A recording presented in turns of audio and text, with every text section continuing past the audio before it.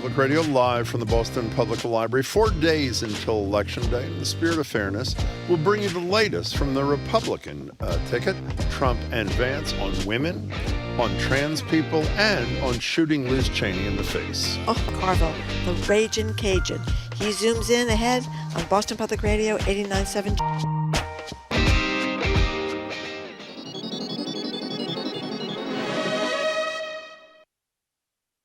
Live from NPR News in Washington, I'm Corva Coleman. The Labor Department has released its latest snapshot on jobs data for the month of October. It found that employers created far fewer jobs last month than expected, only 12,000. Diane Swank is the chief economist for KPMG. She says there are strong reasons why so few jobs were created last month. Sadly, we had a perfect storm that distorted the October employment report. What we saw is everything from hurricanes Helene and Milton to strikes in the aerospace industry suppressed job gains in the month of October. We saw only 12,000 job gains, which is the weakest number we've had on a monthly basis since December 2020. However, the Labor Department also says the unemployment rate for October remains at a low 4.1%. The unemployment rate is less subject to temporary disruptions, such as hurricanes or the union strike against aircraft maker Boeing. Former President Donald Trump used violent language against former Congresswoman Liz Cheney in remarks yesterday to conservative commentator Tucker Carlson in Arizona. Trump's team says he was expressing his view that Cheney wants to send young people to war. NPR's Amy Held reports. Former Congresswoman Liz Cheney has opposed Trump since the insurrection on January 6th. He has previously accused the Republican of treason and called for her to be jailed. But yesterday, asked whether it was odd to see Cheney campaign against him, Trump referred to her as a war hawk who likes to go to battle with people. Then he evoked violence. Let's put her with a rifle standing there with 9 barrels shooting at her, okay? Let's see how she feels about it.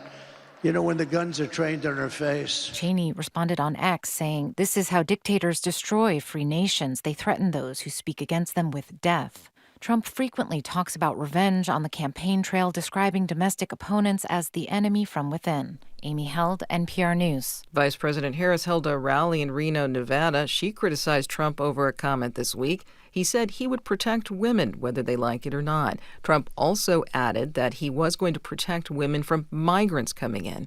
But Harris says Trump's comment is offensive because it shows he would also limit women's rights and access to abortion. This is not the first time he has told us he does not believe women should have authority or agency over their own bodies. Harris will continue campaigning today. She is scheduled to fly to Wisconsin for events, including a rally and a concert near Milwaukee. Former President Trump will also hold a rally in Milwaukee tonight. Trump will also go to Dearborn, Michigan, where many Arab Americans live. Many Arab Americans oppose the Biden administration's handling of the war between Israel and Hamas in Gaza. On Wall Street, the Dow Jones Industrials are up 480 points. The Nasdaq is up 230 points. You're listening to NPR. Good morning with the latest from the GBH Newsroom. I'm Henry Santoro. Today is the last day of early in-person voting here in Massachusetts, and so far, 500,000 residents have voted early and in person, with a further 1 million mail-in ballots returned. Secretary of State Bill Galvin says any outstanding mail-in ballots should be dropped off in person. We're suggesting to people that they take them either to the community drop box or take them to their local city or town offices such as this. That way they make sure that they get their ballot in and counted. Polls closing times today vary by community, but in Boston, early voting ends tonight at 8 p.m. And it is November 1st, and today marks the start of Home Energy Assistance Program for the 2024-2025 winter heating season. HEAP, as it's called, is a free statewide resource that assists eligible renters and homeowners by paying a portion of their winter heating bills directly to their heating companies from today through April 30th, 2025. The program provides financial relief to households in need, ensuring they can keep their homes safe and warm during the colder months. Homeowners and renters can apply online for HEAP at toapply.org/massheap or through local administrating agencies across the state. Celtics in Charlotte tonight for a game against the Hornets, and the forecast sunny near 80 today. The record high temperature for today was 77 degrees, set 50 years ago in 1974. We could break that today. 69 right now. This is GBH News. Support for NPR comes from NPR stations. Other contributors include Fisher Investments. Fisher's dedicated team of specialists provide resources on investing, retirement income, estate planning, and more. Learn more at FisherInvestments.com. Investing in securities involves the risk of loss.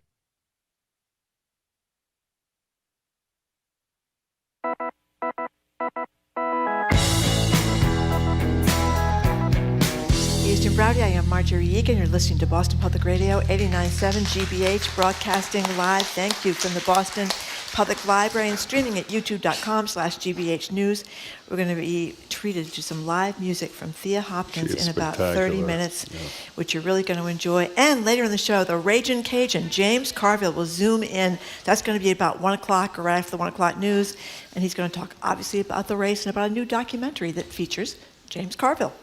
Hi, Jim. How are you? Hello, Jim. Thank you, Marjorie. How are you? Good. So, in case you somehow missed it, Marjorie and I met this morning. We felt we have an obligation in the spirit of fairness, with only 4 days to go, to highlight what the Republican ticket has been saying on the campaign trail. I think we could call it maybe their closing message. Is that fair? Mm-hmm. So, in that spirit, here is Donald Trump at a rally in Wisconsin on Wednesday night. I said, well, I'm going to do it whether the women like it or not. I'm going to protect them. I'm going to protect them from migrants coming in. I'm going to protect them from foreign countries that want to hit us with missiles and lots of other things. Whether they like it or not, I know Marjorie feels a lot more protected. I do. I feel very protected. And here's his vice presidential running mate, Mr. Vance, claiming that upper class white kids are becoming trans purely so they can get into Ivy League colleges. Obviously, that pathway has become a lot harder for a lot of upper middle class kids, but the one way that those people can participate in the DEI bureaucracy in this country is to be trans. Okay, so I guess our question for you at 877-301-8970 is really quite simple. Really? This is the closing message. I'm going to protect women whether they like it or not. Upper middle class white kids are going to become trans to get into elite colleges. And in a minute, we'll play for you actually my favorite, which is talking to Tucker Carlson, fantasizing about Liz Cheney being in a war zone and getting shot in the face. That's this guy who, as of the moment, is in a dead heat with Harris. And by the way, one last thing Marjorie wanted to add, and she's totally right. I assume you know in 2016 and in 2020, a majority of white women voted for Donald Trump. 53% in 2020. 53%. That's correct. 53 to 46, that's right. A little bit narrower with Hillary Clinton. We like your reaction to that. There's, at least in my estimation, no reason to assume it won't happen again, despite his position that he's going to protect them, whether they like it or not. 877-301-8970. We're going to give time today to the Trump closing message and want to make sure you have an opportunity to comment. The reason I wanted to mention the white women is because there's been so much talk during this election about black men. Mm-hmm. And I mean, you're right. What's up with the white women? I mean, he's up to 27 women having accused him now of sexual assault. A judge found him liable for what in Massachusetts we would call rape in a court trial with his peers there. So, I do wonder what's up with women, if they think he is indeed going to protect them.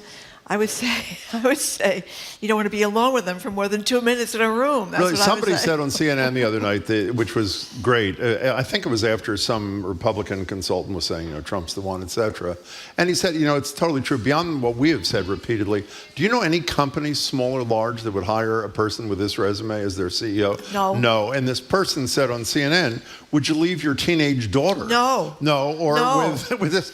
Having said that, so again, let's just summarize the three major messages of the last couple of days. Fantasizing. Well, let's just play the Liz Cheney sound. This clip, he was surprised about Dick Cheney endorsing Harris, but then goes on to say that he's fantasizing about Liz Cheney in a war zone and what might happen. And here is Donald Trump. This is while he's campaigning in Arizona. And I don't blame him for sticking with his daughter, but his daughter is a very dumb individual, very dumb. She's a radical war hawk. Let's put her with a rifle standing there with 9 barrels shooting at her, okay? Let's see how she feels about it. You know, when the guns are trained on her face. You know, not only is that vicious, he is I say this with great intentionality, he is a really sick human being. What kind of person says that about another human being? Particularly, by the way, in light a human being who probably agrees with him on virtually every policy issue, just has a problem with the fact that he doesn't give a damn about the Constitution. Did she not vote with him? I believe so. You know, on so many policy issues. Wayne from Reading just sent us a text who says, I know this will come up as the proud parent of an exceptional transgender youth who just applied early to Yale, and whose essay was about his difficult journey in wanting to foster support and understanding of trans issues in the community. I did not think I could find J.D. Vance any more disgusting, but I do. That's my October surprise. Well, there's one more texter, and this one's pretty funny on a serious subject. If Liz Cheney does get shot in the face, it'll be from hunting with her father. And for you young people who don't know, he went hunting and years ago when he was vice president, I believe, and he, with buckshot or something, shot a friend who he was hunting with in the face unintentionally. 877-301-8897. Your reaction to the latest from Trump and Vance, and equally importantly, your reaction to the fact that I'm assuming, I don't know this yet because these are new, that these comments will have virtually no impact on Donald Trump's support within his core base. 877-301-8970 is the number. How do you explain the white woman thing that troubles you so much, both in 2016 and 2020, and in all likelihood, based on polling, advanced polling, admittedly I've seen, again in 2024? There was a big story about this in the New York Times. Later on, we're going to talk about Julia Roberts' ad about reminding women that their ballot could be secret.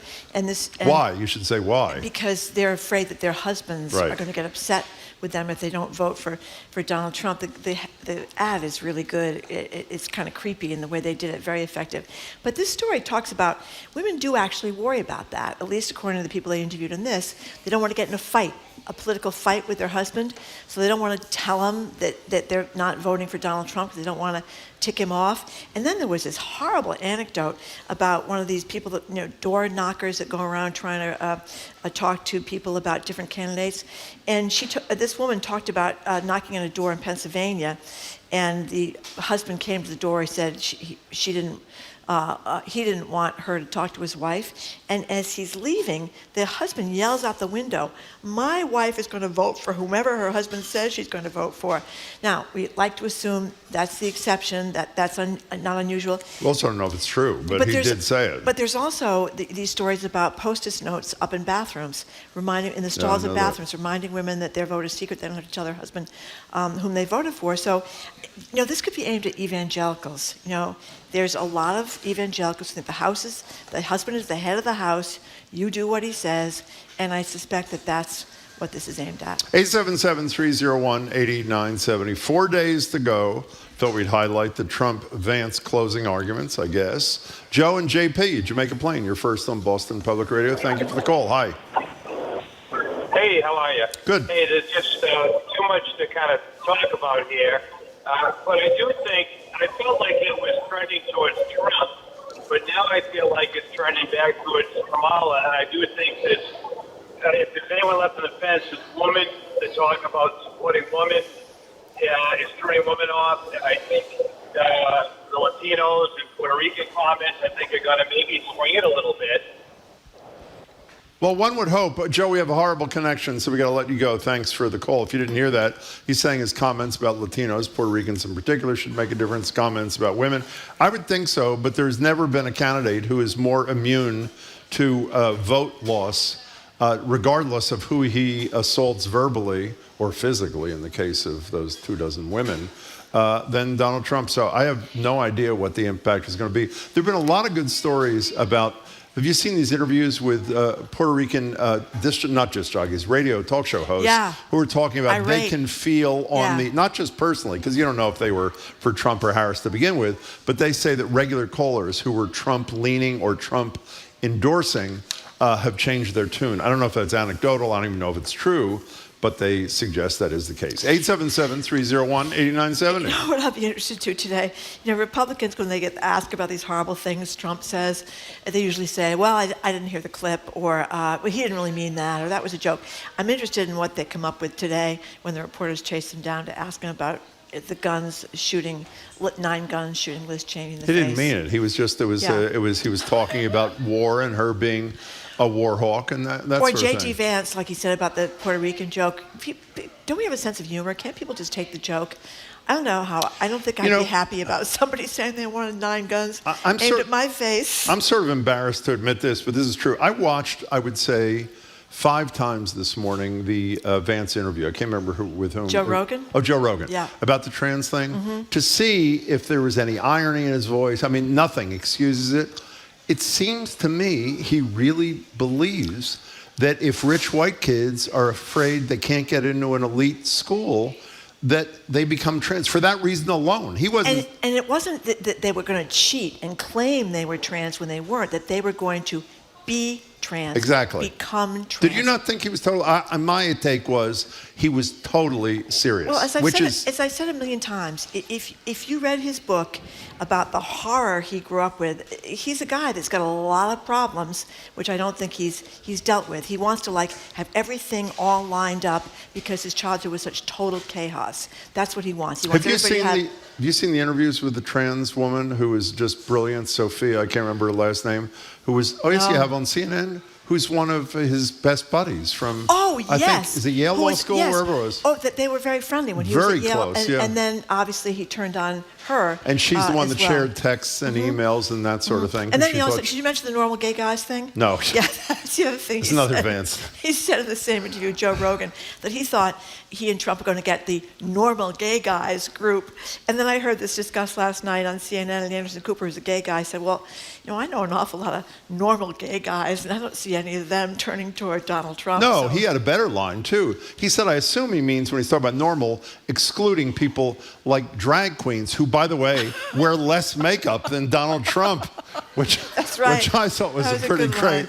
Lori in West Roxbury on Boston Public Radio with Marjorie Egan and me, Jim Browdy. Welcome to the show. Hi. Hi. Thanks for taking my call. Thank you. I was actually quite appalled, Jim, that you read that text from the texter who, the supposed joke about Liz Cheney getting shot in the face by her father. Yeah, it was probably a mistake. You're probably right. It was in very poor taste. Yeah, I take the criticism. I immediately grabbed the phone. But well, anyway, I'm glad you I just called. wanted to share that. No, that's it? Okay. Well, I mean, I'm equally appalled.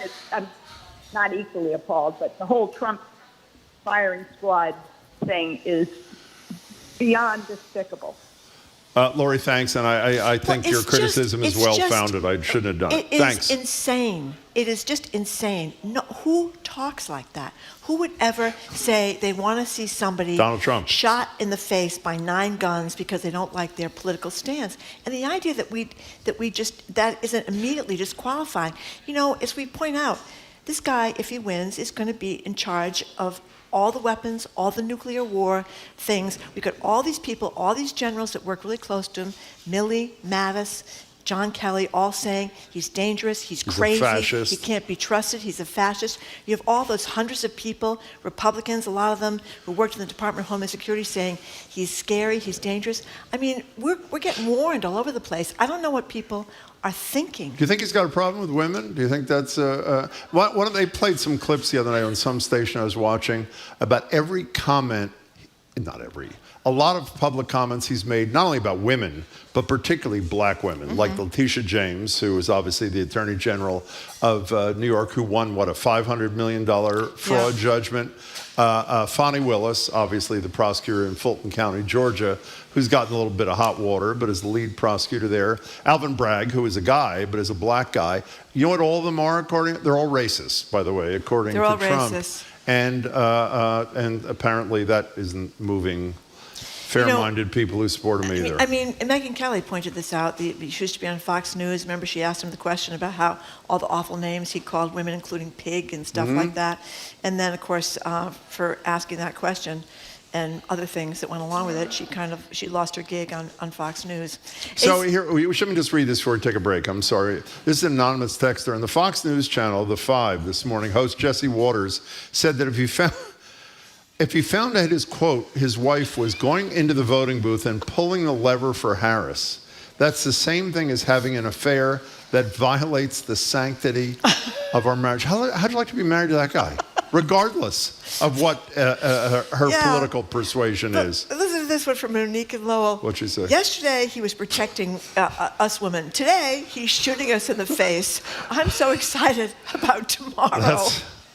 I hope that woman is not angry at you now and she's right, I shouldn't have read that text. 877-301-8097. We got to take a break. Okay, you're listening to 89.7 GBH, Boston Public Radio. We're talking about the election, of course, and about the most outrageous things that Donald Trump and J.D. Vance had to say, and about whether white women are going to keep supporting Donald Trump this time around as they have by the thousands in previous elections. You're listening to Boston Public Radio, broadcasting from the Boston Public Library, streaming at youtube.com/GBH News.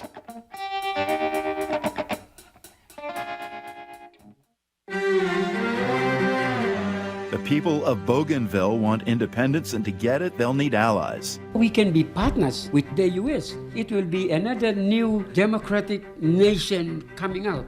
But if the U.S. isn't interested, if you are not listening to me, the Chinese card is available. They'll partner with China. That story, next time on The World. This afternoon at 3, here on GBH News 89.7. Our programs are made possible thanks to you. And Supermicro and NVIDIA, accelerating AI with a wide range of AI servers and the NVIDIA AI Enterprise software platform. Supermicro is committed to driving AI infrastructure breakthroughs with rack-scale innovations. And Rockland Trust Bank, committed to helping individuals and local businesses work towards their financial goals by providing financial advice and resources. More at rocklandtrust.org. Rockland Trust Bank, where each relationship matters. Member FDIC.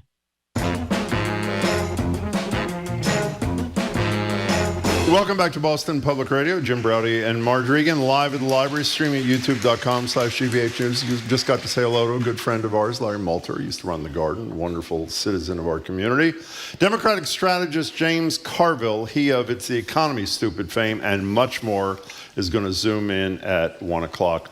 We want to let you know about our text prompt of the day, too. This is an attempt to lighten things up a little bit at 877-301-8097. You know how this works. You text, and then Marjorie reads some of your texts right before the 1 o'clock news. Beth Teitel in the Globe has done an in-depth investigation into what, Marjorie? The bay leaf. That's right. All you at-home cooks out there, do you bother using them in your soups and stews? Do they do anything? Or are they just one big bay leaf scam? Text us your thoughts at 877-301-8097. If you're just joining us, we're talking about something far more serious, the latest sexist, violent rhetoric from Trump and Vance just 4 days out. We're talking about the fact that white women voted for Trump over Hillary Clinton and Joe Biden in 2016 and 2020. Is it going to happen again? And if it is, why? 877-301-8970. Where do you want to go? You know, this is a good text. Republicans seem to be projectionists. They're afraid of groomers. They always talk about children being groomed, but they have been grooming the rest of us to become numb to the horrific things that they say. And I think that's a very, very well, good point. And also they're actively grooming the electorate, at least his half of the electorate, that the election's being stolen, which is the only reason he could possibly lose. We're going to talk to Carville about that, too, about what kind of response the media, for example, should be giving if Trump actually loses and proceeds to go on the same crap he did last time. One quick thing, there's really frightening reporting about what's happening on the local level in terms of election denial, because remember, they couldn't get away with it last time around in 2020, but the idea now is to move it from Congress to the local and state level, refusing to certify votes, and it's pretty scary. Katie in Hingham. Hi, Katie. Hello, Katie. Hey, guys. Frequent caller. Love you. Thank you. I just wanted to say I'm a mom, and I saw some Trumpers holding up signs yesterday. Kids were in the car, rolled down the window, put my thumb down and said, "Shame on you." And my daughter, who's 4, said, "Mommy, they're just holding up signs for Halloween." And I had to tell her, no, it's because our world wants to elect a bully for our president. So I guess I feel badly because I'm becoming them. I'm becoming just as angry as they are. And I'm very scared. How'd your 4-year-old react, Katie? They both said that made sense. My 4 and 6-year-old, as soon as I said a bully, they were like, oh, they shouldn't do that. Katie, thanks it's for your hard, call. It's hard not to get angry, because it's really, the more you read, we talked when Andrea Cabral was here yesterday about this clandestine America First thing that's going on much more quietly than Project 2025, which is just hugely scary. And as many people have said, there will be no guardrails. He's immune, right, for what he does if he wins. So because of the Supreme Court, because you're of the talking Supreme about, Court. So you can imagine the Department of Justice going after Liz Cheney, finding a judge that one of his appointed judges, like this Eileen Cannon, who he's thinking about having run the Justice Department or be Attorney General or something like that, going after these people. It absolutely can happen. You know, and we've said this the last couple of days, but I want to say it again. For those who say out there, well, none of this is going to happen, the phrase of the week for Marjorie and me is anticipatory obedience, right, which Brian McGurry had in his column in the Globe, and that guy from Yale, whose name escapes me at the moment, coined in Stanley? Is it Stanley? No, it's not Stanley. It's something like that. But he coined in 2017 in his book on tyranny. And look, one of the most powerful people in the world, Jeff Bezos, is cowed when Trump hasn't even done anything yet and doesn't even have any power yet, just in an anticipatory way. And I think that sends a hell of a message. Kate in Worcester, you're next. Welcome to the show. Yes, hi. Thanks for taking my call. Thank you. I'm just responding to a couple things. As a white woman who's voting for Trump now for the 3rd time, plus the primary in 2015, I thought I would weigh in and let Marjorie know that there are reasons that some of us are voting for him besides our husband telling us what to do. And as someone who is a feminist, I'm surprised, Marjorie, that you would say something like that, thinking that, you know, conservative women aren't smart enough to make decisions on their own. So that's my first point. Secondly, some of the quotes you guys have been pulling out to talk about with your callers, they're not in context. And I'm sure that you excused the president when he called Trump supporters garbage and said that. Actually, Kate, you should listen to the show. The answer is we didn't. If I may, please don't say what you think we think. We did not excuse the president. In fact, we criticized him on air as soon as we heard the comment. But keep going. And also, Biden apologized. He apologized for those remarks. And said it isn't what he intended. And Donald Trump didn't. But I hope you're going to tell me, though, Kate, and by the way, I certainly don't think every woman is being pushed around by her husband, but clearly lots of women are, because they're talking about it. If you read these stories, these women are talking about it, being afraid of their husband's reaction to their vote. But tell me why, Kate, why you will vote for Donald Trump. Well, a few reasons. Well, now I'm voting for him based on how well his first administration went. As a family, everybody I know was making more money under that Trump administration. Paying for groceries and gas was more affordable. So overall, I felt like we were doing better financially. Illegal immigration is also a big issue of mine that I feel very strongly. Can we start? You've listed three. Why don't you respond to those so we don't have to respond to 15 things? I think on the economy thing, it is true. Lots of people feel that. Lots of people feel that way because they were still getting COVID checks that were signed by Donald Trump. But you probably know, Kate, that everybody from the Wall Street people to Goldman Sachs to these financial people think that his ideas going forward are a disaster for the economy, with the tariffs and the tax breaks and getting rid of tax increases on Social Security, all these things, half of which you won't be able to do. And inflation now is at the lowest it's been in, 20 years or something like that? And I know, since you said we take things out of context, this is not out of context at all. I know you'd agree. Donald Trump single-handedly stopped a bipartisan immigration bill that was one of the toughest that this Congress has ever seen. So, but just finish, Kate, because I'm always fascinated. Jim, he didn't. I will. Jim, Donald Trump is a private citizen right now, so he did not stop anything. You got to be kidding. He may have encouraged. No, so you're going to tell me that he actually stopped that bill? Yes, I'm not going to tell you. I am going to tell you, James Lankford, who's one of the most right-wing senators in Congress from Oklahoma, he'll tell you too. But Marjorie wants you to keep going, so keep going. Okay. So also his foreign policy in his last administration, I thought was good and beneficial for all Americans. Margie, I'm sorry. I can't deal with this. Stop. I just have one last question for you. Why can't you guys deal with Kate, Why because Kate, how about Helsinki when he's standing next to Vladimir Putin and basically says he'll believe this murderous dictator? Why wouldn't we believe him over his own intelligence officials? That's good foreign policy? No, what good foreign policy for me is stop being taken advantage of by other countries. He kept us out of other foreign wars. Okay, thank you. Kate, just one more question. Go ahead. Do you have any children? I have 4 children, and I did not receive a single COVID check that you referred to. Oh, before. not everybody did, but kids. Lots of people did. Here's what I often wonder as a mother, and I appreciate that you would call and you would put your reasons forth. But this guy has been accused by 27 women of sexual assault. A court found him liable for rape. 34 felonies. Yes. He screwed everybody that ever worked for him, didn't pay their bills, didn't pay their money.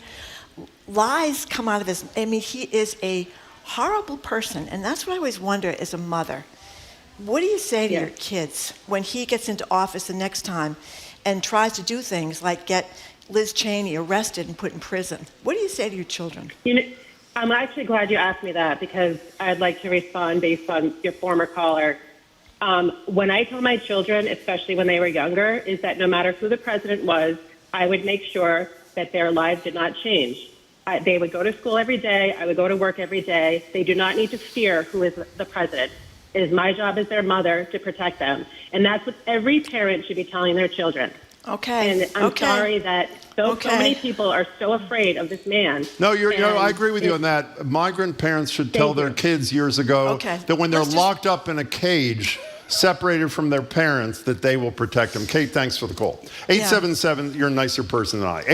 There was not one factually accurate statement that Kate made in her whole litany, not one. She was factually wrong in a lot of things, but I guess the biggest thing is, like I said, I can't believe that you're voting for a criminal. I mean, that's the part, a felon. But anyway. And an insurrectionist, we forgot that. Sarah in Arlington, you're next on Boston Public Radio. Thank you for the call. Hey. Hey, how you guys doing? Sort of good. Hi. So I wanted to rebut the caller that was just on as well. I am astounded by the amnesia that everyone seems to have about how poor the economy was, except when it's the economy for them. Because I was just down in North Carolina in Fayetteville, and I knocked over 500 doors. And we need to stop voting for the me, and we really need to start voting for the we. There are so many people left behind. Women and their safety and their health are in danger. And somehow everybody thinks that the price of gas, which we don't control, is more important. And that the price of groceries are under the government's control, and they're not. It's under the control of the corporations who have made 70% profit over the last few years. So if they want somebody to control that, then hire somebody to control that. And that is Ms. Harris. Sarah, you should also know on the gas front, gas is average in this country $3.12 a gallon, and I believe is under $3 in either 18 or 28 states. I know it's got an 8 at the end. I can't remember what it is. I was just in North Carolina. It's $2.75. Yeah. This is not a true statement. Anyway, thank you. Sarah, thank you. We appreciate your call. 877-301-8970. We'll talk with James Carver a little bit about this later. I can understand why a lot of people are frustrated with Democrats because they don't think that the promises that they've made in the working class and have come true, and people are struggling with housing, people are struggling with daycare, and all those kinds of things. So I get why people are frustrated because most of America has become unlivable now. So, but as you said before, the previous what do you mean most of America is unlivable? Well, you can't afford anything. You can't afford to buy a house if you're young. You certainly can't afford it in Massachusetts unless you're making a ton of money. You can't afford to send your kid to childcare. You're stuck because you can't afford to work if you don't have childcare, and you can't afford the childcare. So it's a big. I know J.D. Vance thinks the purpose of postmenopausal women is to take care of the children, but the most postmenopausal women are probably still working, so they can afford their rent or their mortgage. So it's become the American dream is not in good shape. One last thing about the caller for Trump. We have a decent number of, we have a lot of emailers and texters who support Trump. We have some fairly regular callers. You are totally entitled, needless to say, to your opinion. You, to quote a former late senator, you are not entitled to your own facts. So if you want to call in and accurately state facts and voice an opinion, we welcome you. We welcome you. And then often we move Trump callers to the top of the list because we don't get as many as we get Harris callers. But the one rule for Trump, Harris, or anybody callers is you got to tell the truth. And if you don't tell the truth, we do fact-checking on this show, unlike some debate moderators. Well, I think a lot of people are in a different bubble, and they don't hear the truth. So that's the It also problem. really aggravated me, but I'm sorry, that Biden thing, I mean, we took a lot of crap from a lot of Harris lovers for playing exactly what Joe Biden said. He later said it should have had an apostrophe in it when he said supporters. He didn't mean all of Trump's supporters, but he said what he said. And so, in any case, Jocelyn, you're in Rhode Island. You're next on Boston Public Radio. Hi, Jocelyn. Welcome. Oh, hi, Jim and Marjorie. Thank you for taking my call. Sure. I appreciate it. I hope it's not echoing. Oh, we're good on this end. I'm sorry if it's echoing on yours. Anyway, I'm from Fall River. I just wanted to let Marjorie know that. Oh, hello. Hi. Irrelevant. Yeah. Yeah. I grew up on Woodlawn Street. But anyway. Know where it is. Getting back to the topic. Yeah, go ahead. I don't understand how Donald Trump's comment about Liz Cheney, which is clearly in the category of egregious, how that doesn't qualify as a statement proposing or espousing domestic terrorism. And that's what I find most frightening about his rhetoric and comments. I hear you, Jocelyn. It's very troubling to a lot of people. Not enough, I would argue, but thank you for your thoughts. And thanks. I know we have a zillion calls left. We just don't have the time to do it right now. Okay. No, we're going to move on to something that's going to be much more soothing than talking about this. Live Music Friday features the beautiful singer-songwriter Thea Hopkins helping us celebrate Native American Heritage Month. She is next. You're listening to Boston Public Radio 89.7 GBH live from the Boston Public Library and streaming at youtube.com/GBH News. Covering election 2024. Supporters and opponents of the state's 5 ballot questions are out in full force. The 5 questions cover standardized testing as a high school graduation requirement, increasing the minimum wage for tipped workers, auditing the state legislature, unionizing rideshare drivers, and work. Support for GBH comes from you. And the University of New England, offering undergraduate and graduate programs in Portland, Maine, on the ocean in Biddeford, Maine, in Morocco, and online. The University of New England, une.edu. And Mass General Brigham Health Plan with Medicare Advantage plans featuring a new flexible benefits card to cover fitness and weight loss programs, healthcare transportation, and over-the-counter healthcare needs. mgbadvantage.org.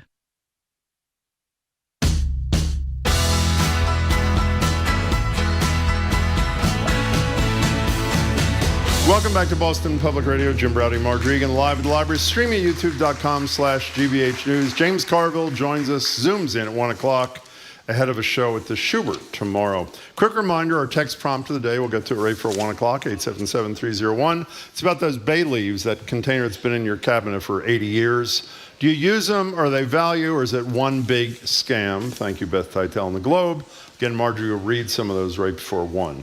Welcome to the end of the work week and another edition of Live Music Friday on Boston Public Radio. Our next guest has been called a standout, talk about understatements, by the Washington Post. She's a self-described music journalist, though not in the way you're thinking, with songs covered by the likes of Peter, Paul, and Mary. And she's helping us kick off Native American Heritage Month as a member of the Aquinnah Wampanoag tribe. We'll talk in a moment, but first, here she is, Thea Hopkins performing Tamsin Weeks. Good morning, everybody. I'm going to sing a song I wrote called Tamsin Weeks, and it's a song I wrote about my great-great-aunt, Tamsin Weeks, who is an Aquinnah Wampanoag medicine woman.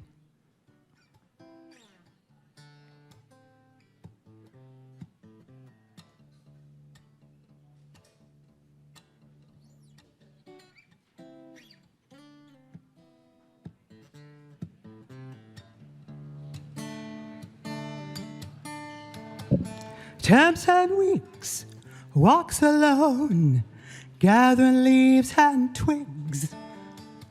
She'll dry them in the sun as the daybirds sing. Tamsin Weeks, fevered brows, broken hearts. Tamsin Weeks knows what you need when life falls apart.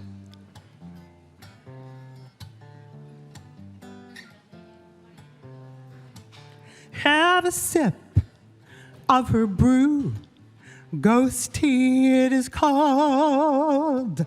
Sweet fern milk, not quite burned, it'll turn your troubles round. Tamsin Weeks, fevered brows, broken hearts.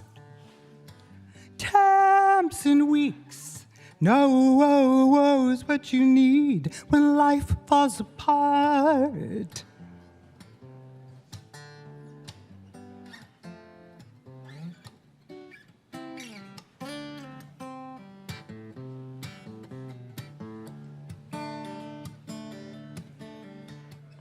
Wampanoag who knows the earth and its healing ways.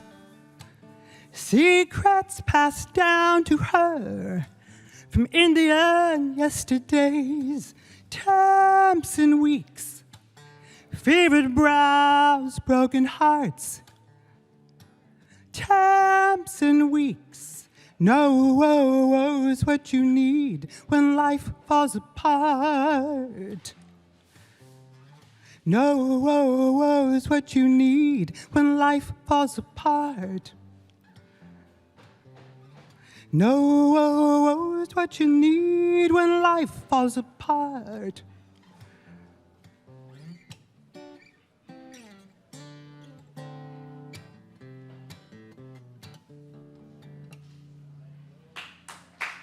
Thank you. Thea Hopkins, please join us. That is Thea Hopkins. She's speaking us as helping us kick off Native American Heritage Month, a member of the Aquinnah Wampanoag tribe, and we're going to talk with her right now about her music and her song and her new album. Thank you so much for being with us, Tamsin. Oh, you want to sit or stand? I'm going to stand. Well, we wish you would. I'm going to stand. It's great to have you. I just called you Tamsin. That's not your fine. name. Tell us a little bit more about the actual Tamsin. Well, Tamsin was my great-great-aunt. She was an Aquinnah Wampanoag medicine woman, and she was known throughout New England for her remedies and cures. So folks would come over from the mainland to search her out. And the second verse of the song is actually one of her remedies, ghost tea. Oh, that's great. Yes. What was ghost tea supposed to do for you? It's supposed to really calm your digestive system, and We could use some ghost tea right now. Let me tell you. And I read when your uncle and your uncle and a cousin were both chiefs. My cousin Ryan is now chief of the Aquinnah Wampanoag tribe, and his father Donald was the chief prior to him. So yes. You're a Shrewsbury kid? Yes, the early part of my life, I was in Shrewsbury, lived in Shrewsbury, then we moved to, the suburbs of Worcester. And it was great, though. Where we lived, it was all woods and forest all around. It was beautiful. Tell people who little Thea's inspiration was at age 7 or 8. It's not exactly what I would have predicted. Who was it?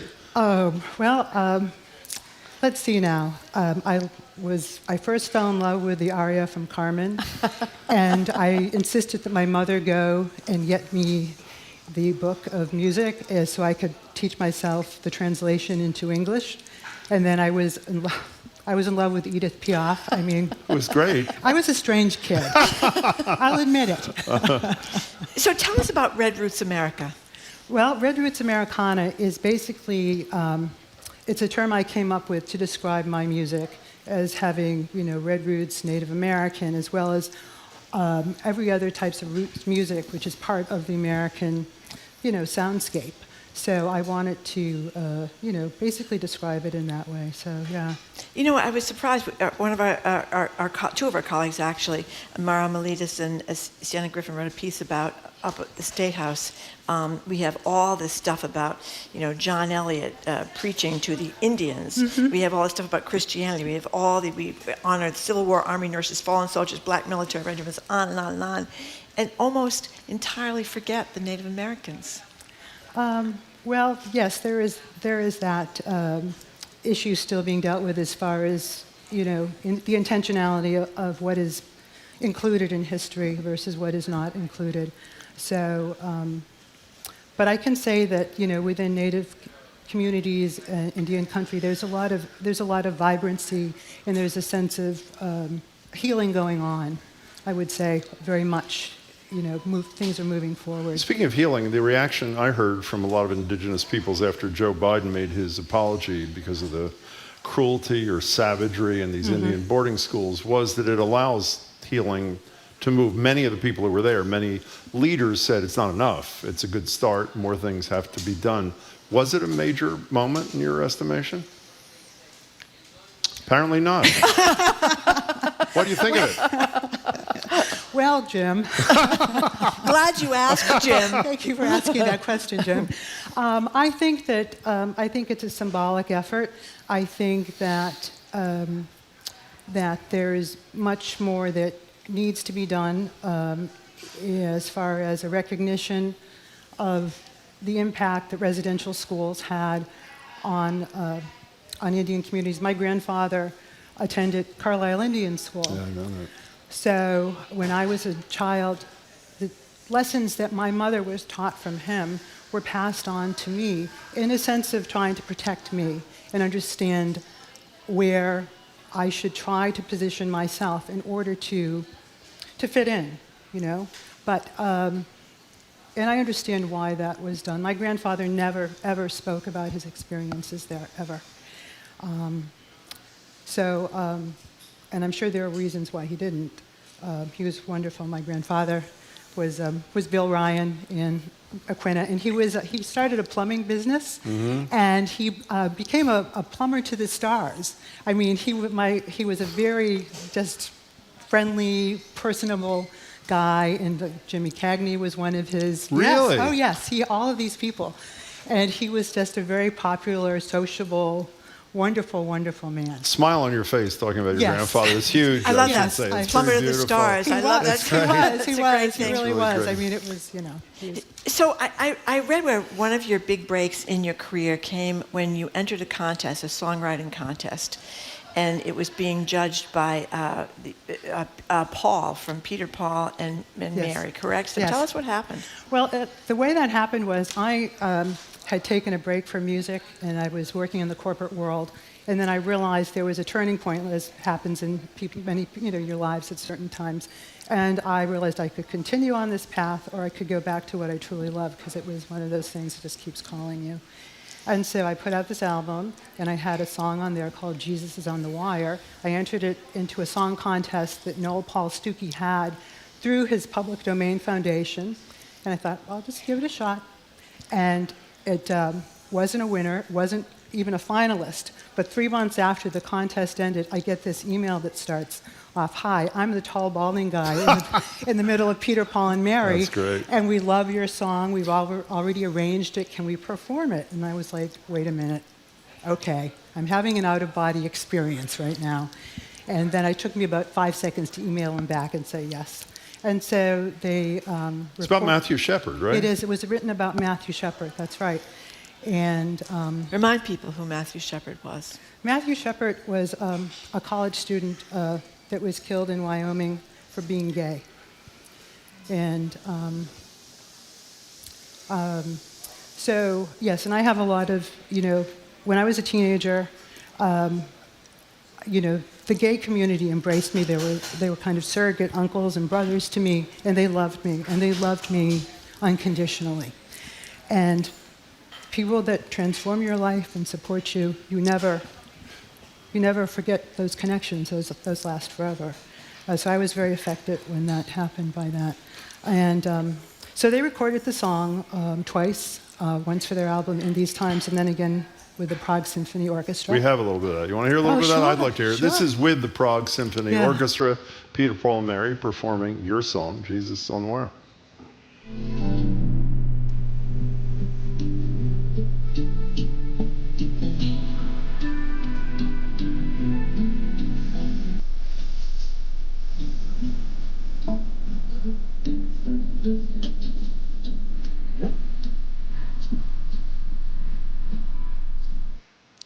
That's it? I apologize for that. That is I really apologize for that. That is our fault. We listened to this. It is totally beautiful. And that's an embarrassment, but it's on us. Apologies. How does it work when you're a songwriter and a famous artist calls you? I mean, do you have to go out and get a lawyer and figure out how much you're going to charge for your song? Or because you want to make some money off it, obviously. How does it work? Well, the way this worked in this particular situation is they recorded it, and then the paperwork follows. Okay. So that's the way. So you get a piece for the action. I did, yes. That's good. Can we talk about you in the corporate world? I mean, I know a lot about you. I never met you till this morning, but I do know a decent amount. I can't quite see that. I don't mean to be. I hope I'm not. No. What were you doing in the corporate world with this kind of talent? I mean, well, I was trying to basically determine whether or not this was a practical thing to do. So I was working. You mean write and perform? Right, okay. Exactly. So I I was working there. I was, working with a basically real estate firm, and was involved with selling real estate investment trusts, and it was lucrative, definitely lucrative, and but I decided I had to do what I loved with my life. I had to do, because you wake up every morning, it's like, I don't want to be doing this, Yeah. No, we've all been there. If someone says Thea Hopkins, I think more incredibly powerful music than real estate trust. Thank you, Jim. To be honest with you, Thea. I appreciate that. I really do. You want to, before you perform another song for us, Love Come Down, you wanted to talk about it for a second. Please do. I'm going to precede my song Love Come Down with a song known as Margaret's Song, A Creek Lullaby. And it's a song that was recorded at the Haskell Institute in 1943 by Willard Rhodes, who was an ethnomusicologist. And it was sung by a little girl named Margaret, 9-year-old girl. And it's a song that, through my research, I found out was actually composed during the Trail of Tears by mothers to comfort their children in the evening when the cavalry would encircle them with their guns and their cannons.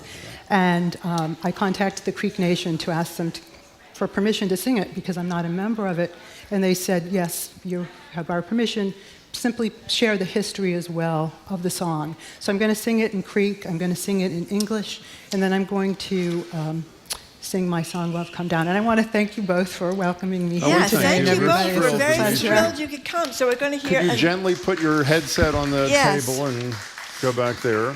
Okay, we are talking with Thea Hopkins. This is our way to This is our way to kick off Native American Heritage Month.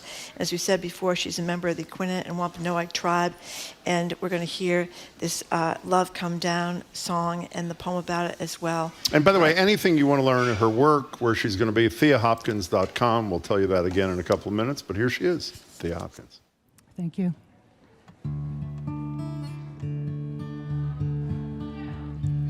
Baby, notsa, notsa, notsa, latsa hobakan, hayang se, bakseno, alakahi, maketo, hayang se, baby, notsa.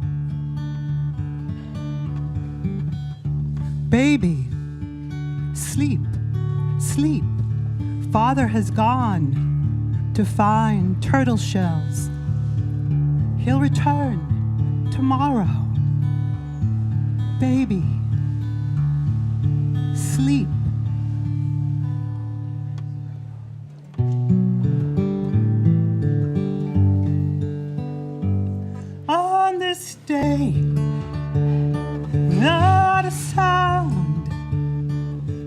drops of rain fall on dry ground.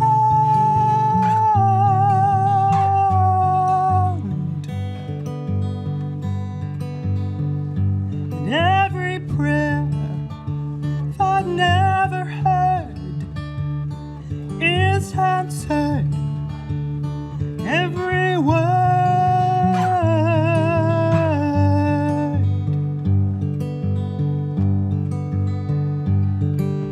Love,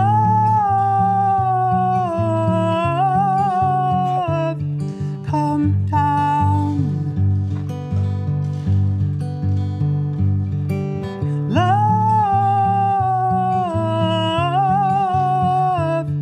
come down. Hold my hand, now hold yours. Remedy, simple cure.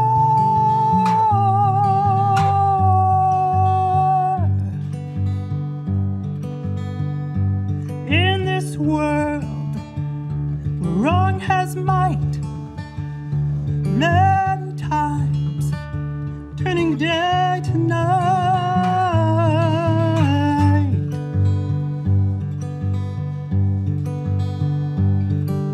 Love,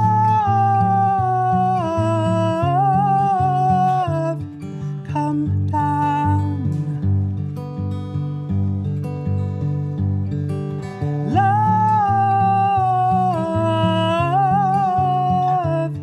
come down. Love,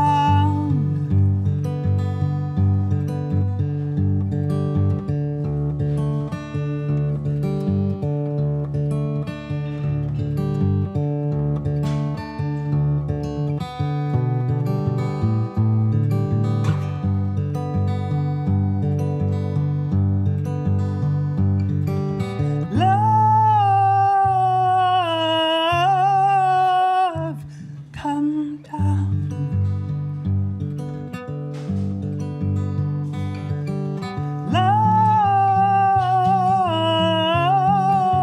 Love, come down. Love,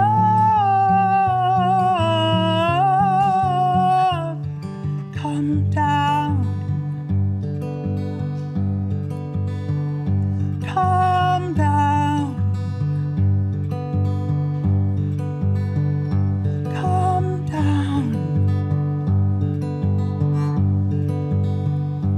Come down. Thank you. Here in the World, which is due out in January. For more information on Thea Hopkins, go to theahopkins.com. It's not over yet. More smart conversation about community issues is up ahead with Jim Braude and Marjorie Egan on Boston Public Radio. Right after a news update from NPR. Stay with us here on GBH 89.7. Funding for our programs comes from you. And the Office of the Massachusetts State Treasurer. The Unclaimed Property Division is holding unclaimed funds from medical bills, uncashed paychecks, savings accounts, and more. To see if you have unclaimed money, you can visit findmassmoney.gov. On the next Great Performances, witness the creation of San Francisco Opera's Girls of the Golden West, which tells the turbulent story of the California Gold Rush. Watch Land of Gold tonight at 9 on GBH2. I'm Ellen London, managing editor for GBH News, and you're listening to 89.7 WGBH HD1 Boston, online at gbhnews.org. GBH News with NPR. What matters to you? I'm Jim Braude, ahead on Hour 2 of Boston. And our text prompt at 877-301-8970. For you home cooks out there, are those inedible bay leaves actually adding anything to your soup? Or is it one big, centuries-old scam? Later in the show, legendary Democratic strategist, the Ragin' Cajun James Carville zooms in. All that ahead, Boston Public Radio, 89.7 GBH.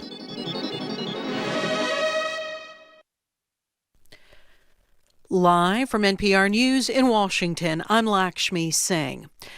U.S. employers added far fewer jobs in October than forecasters had expected. But as NPR's Scott Horsley tells us, today's tally from the Labor Department was likely distorted by an ongoing strike at Boeing and by hurricanes that rock the Southeast. The monthly jobs report shows U.S. employers added just 12,000 jobs in October, which is far below the pace of previous months.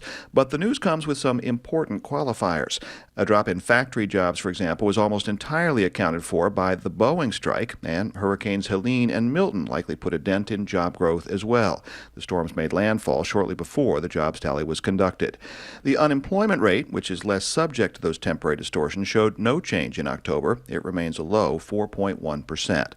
Analysts do think the job market is gradually cooling. Wages are not going up as fast as they had been, although wage gains are still outpacing inflation, giving workers a real boost in their buying power. Scott Horsley, NPR News, Washington. Garbage references loomed over campaign events last night. NPR's Tamara Keith recaps reaction to a Trump surrogate's offensive joke last Sunday calling Puerto Rico garbage. This was front and center at Harris's rally in Las Vegas, where she was introduced by Jennifer Lopez, who is Puerto Rican. She said it wasn't just Puerto Ricans who were offended that day. It was every Latino in this country. But former President Trump says he loves Latinos. Trump is still working to win Latino voters, too, and his campaign believes that he's made real inroads. Trump is also trying to take back the garbage narrative after earlier this week, President Biden appeared to say Trump supporters are garbage before clarifying that he was talking about the comedian's bad joke. NPR's Tamara Keith. During a Trump event on Halloween, some supporters donned black trash bags. In Spain, rescue and recovery efforts continue following Tuesday's flash floods. The storm has claimed at least 205 lives. Parts of the country remain on high alert. Here's NPR's Miguel Macias. Just days after storm that has become Spain's deadliest natural disaster in living memory, images from the affected areas continue to shock Spaniards. Hundreds of cars piled up in narrow streets, towns entirely covered by mud, trucks stranded on blocked highways for days. More than 300,000 remain without access to drinking water in the region of Valencia. Communications are heavily disrupted, with nearly 50 miles of railway completely destroyed, according to Spain's Transport Minister Oscar Puente. Prime Minister Pedro Sanchez visited the area yesterday to meet with local officials and emergency services. The army is mobilizing 500 more members from its emergency response unit to join the more than 1,200 service members already on duty. Miguel Macias, NPR News, Seville, Spain. The Dow is up 475 points. This is NPR News. Good afternoon. With the latest from the GBH Newsroom, I'm Henry Santoro. Trick-or-treaters were out and about enjoying the warm weather last night. City officials in Salem counted some 80,000 visitors yesterday, putting them on track to break last year's record of 1.2 million visitors for the month of October. Closer to Boston, GBH News caught up with 9-year-old Emily, who was trick-or-treating with her family in Brookline.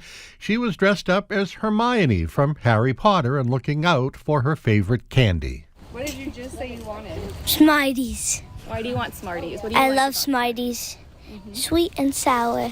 And Zach, also 9 years old, was dressed as a French chef. I liked the candy, and I liked how nice the people are and like the decorated houses. Best thing about Halloween is the day after, when all that candy is half off. Starbucks has put the brakes on any future expansion plans it had in the wake of recent disappointing earnings report. The coffee chain announced on Wednesday that sales in the United States fell by 6% in its fourth quarter, leading to a 3% drop in sales year over year. Starbucks Chief Financial Officer Rachel Rigeri says the plan now is to focus on redesigning its existing stores instead of building new ones. The move is a major reversal for Starbucks, which said less than a year ago that it had plans to add 17,000 new stores by 2030.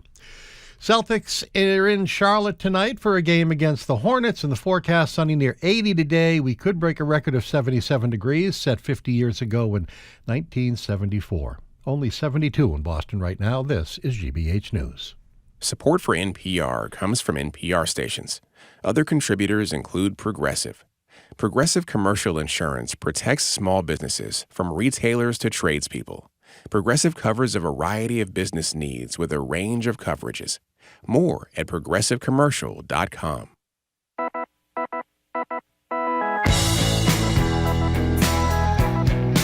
He is Jim Browdy. I am Marjorie Egan. Welcome to hour number 2 of Boston Public Radio, 89.7 GBH, broadcasting live from the Boston Public Library. Thank you, and streaming at youtube.com/GBH News.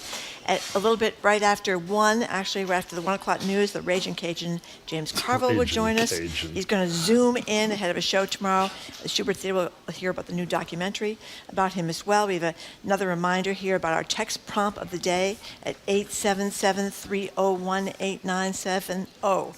The Globe's great Beth Teitel has done an in-depth investigation into the bay leaf. And our question is, if you're a cook, or even if you're not a cook, do you bother using them in your soups and stews, or do you suspect bay leaves are but a scam perpetuated by the big bay leaf lobby? We'll read your answers before the 1 o'clock news, 877-301-8970. Hello again, Jim. Hey there, Marjorie. We're joined now at the desk by Callie Crossley. Callie is the host of Under the Radar with Callie Crossley. You can catch that Sunday nights right here on 89.7 at 6. You can also hear Callie commentaries on Mondays for GBH's Morning Edition. She also co-hosts GBH's The Culture Show, which airs daily at 2 right here on 89.7. And I assume you all know the Week in Review Show, which is Friday, which is today, airs live from the library. So if you're here, stick around. And if you're not, come on down. Callie, good to see you. Good to see you all. Now, Callie, I heard by your horror at our mentioning the bay leaf scam. I know. You're disagreeing. So would you like to give us a few words about the bay leaf before we move on? Bay leaf really adds a lot. I was surprised that anyone would challenge whether or not. Come on, Jim. You know it too. Oh, no, I don't. Seriously? Can I tell you, the container of bay leaves, I was going to say this later, I'll say it now since you brought it up, in my closet, I believe was my mother's. Oh, well, I believe was my mother. That's everybody's bay leaf. When was the last time you bought bay leaves? Well, that's not the point. That is the point. The point is, what I did learn is that you probably, it's a different taste if you have them fresh, and I've never had a fresh bay leaf. But yeah, that's the problem. But you have to keep, you do have to keep rebuying them because you don't want them to be ancient. But they do add a depth of flavor, if I can be Ina Gardner for a second, to your stews and soups. So I'm all on the bay leaf bandwagon. Let me tell you, as the undefeated champion of the egg, what was it? What do we do? Deviled egg. Deviled egg. Cook-off. Thank you. Yes. The deviled egg cook-off here at GBH. We're not going to take Callie's word for it, I think. Nobody has any idea what we're talking about, but Callie did win the devoled egg Jared, cook-off. Callie, and I regrettably came in last. You did. By a long shot. By a distance, you did. Okay. So moving back to the bleak news of the day, there was an interesting piece in the Globe by Aidan Ryan about how black-led newsrooms cover Kamala Harris as opposed to non-black-led newsrooms, which would probably be most of the newsrooms in America, frankly. Yes, that's right. So what do you think? Well, this is not new to me. As a person whose expansive news consumption has always included African-American newspapers. Certainly, I grew up in my household with that because the number one thing in my household my parents wanted to make clear was that how black folks in general were portrayed and reported in the mainstream newspapers, which were very much a part of our reading as well, was not how we lived and how most of the people that we knew lived. So just on that basis alone, these newspapers have always been about the business of showing the fullness of who we are and our humanity, which should be a part of how everybody is covered, but regrettably has not always been so. So with that said, what they're doing is adding the nuance to it.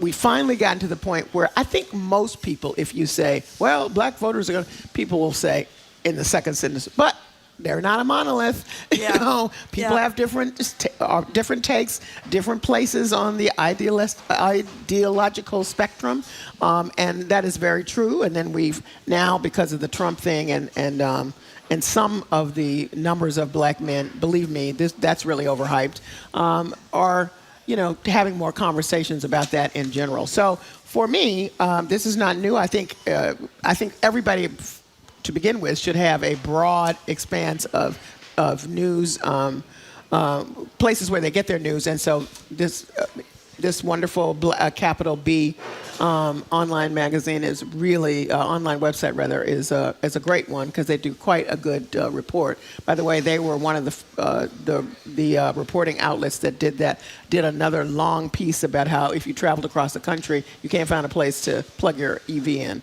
Anyway, just saying, it's a variety of kinds of comments. They portray us as we live. And by the way, I have to say, Ron Mitchell and Andre Stark, two GBH alums, Strom, who are the new owners of the Bay State Banner, were with us a few days ago. And I think if you read the Bay State Banner any week, you get exactly a sense that's portrayed in the Globe. And Kelly's mentioning, one of the most prominent, I don't know if he calls himself a journalist, Charlemagne the God, who obviously has become even huger than he was before in this campaign. He was on with my favorite anchor. I don't know if he's your favorite, Anderson Cooper, the other night. I like Anderson. And Charlemagne is criticizing the news for two things. One, not doing enough to warn voters about the dangers of Trump, and also focusing on a Harris issue inappropriately. Here's Charlemagne and Anderson Cooper. I don't think y'all have enough conversations about it. I feel like I heard more on this network about is Kamala Harris black than I do about, Donald Trump being a fascist. Well, am I wrong, Angela? Honestly, that's bullshit. I'm sorry. Oh, I like that. I'm not. Look, I'm a huge fan of yours. Okay. But to say that we're sitting around discussing is Kamala Harris black, I've seen that. I've seen those roundtable discussions a lot. Now that's bullshit, Anderson. For you to say that y'all don't have those conversations. I've never asked somebody I'm not saying you. I said the network. He said the network. Is the criticism legit? I don't mean in the individual case of Cooper, but is the criticism generally fair? I think it is. I mean, let's go back not so long ago, right after former President Trump's victory, and there was a huge, as you all know, public conversation, but in our industry as well, about what did CNN do and did not do to be a little bit more hard-edged about how they covered former President Trump. Do you remember that press conference where they just left the course. Of the podium waiting for him, I know. For hours. I mean, come on, be a little bit more circumspect about it. And what he was saying is there has to be some careful attention to how we discuss the larger themes that people are upset about. It's back to what I've been hearing later about folks don't know what we mean when we say this is going to be a democracy crisis, because we've not done the work as journalists or the work that we could do to explain what that means in everyday parts of your life. That's what Marjorie says this every morning in our morning meeting. Every day she says this. And then you start talking about fascism. Well, for sure, you need to say. She says that too. What the hell does that mean? What will that mean for me? I wake up the next day and he declares himself, if he does, I'm a fascist. Now what?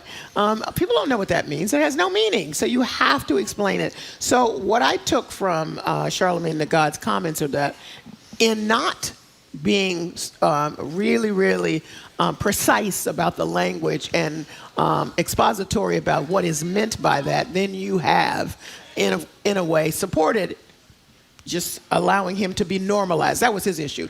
This is not normal. Somehow we've sort of gotten into a situation where what's happening and what's being said casually that's brutal and that's sexist and racist and vulgar, we just sort of go, well, that's him, whatever. You just can't. What he was saying is, let that go. By the way, it's really hard. I should say. Oh, of course it is. We all know we screwed up, including Marjorie and me, in 2016. But to fix that, for example, I'm watching CNN. I wanted to see Kamala Harris's speech from the Ellipse the other, not the Ellipse, forget it, when she was in Georgia.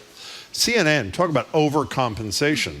They don't cover Trump's speech at all, and they cover all three songs from Bruce Springsteen uninterrupted. Wow. The whole speech from Barack Obama, which was brilliant, but nevertheless, the whole speech. Then the whole speech from Kamala Harris, because it seems to me they're saying we can't quite figure out exactly. I'll give you a recent example. I was off yesterday, but Margie and I were talking on the phone.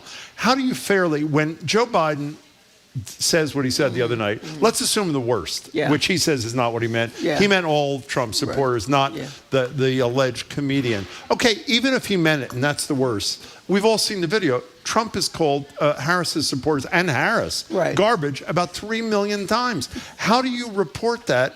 It is newsworthy what Biden said a half hour before her speech, but at the same time, without making it seem like there's an equivocal, an equal kind of situation. Do you know? It's really hard. I think that, let's just start with how you began. Too much of anyone doesn't make it good for everyone. So that's the first thing. But I will give you an example that my friends who are not journalists are at me about and have just barrage of this all the time. And I don't really know what to say, honestly, except to say this is the way we try to do it to be fair and balanced in our coverage. They are furious about the use of the language false, without evidence. Don't give me that. People do not hear it, they say. You are not saying to me, the man has lied, or whoever else has lied. Without evidence behind whatever false statement was made means nothing.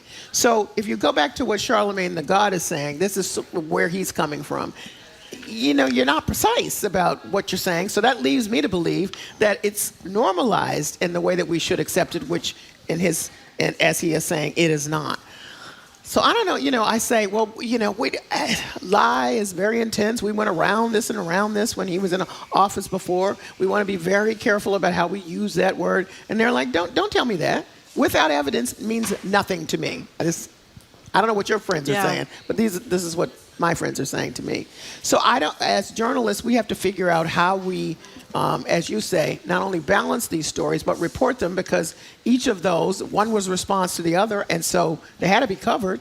Now what? Speaking of how to be covered, I've said this a lot on the air. We don't have to belabor it now. Should Trump lose the election and do what he always does, say he wins, what is the responsible coverage of what he does afterwards? We all would agree if he files a lawsuit, that is newsworthy.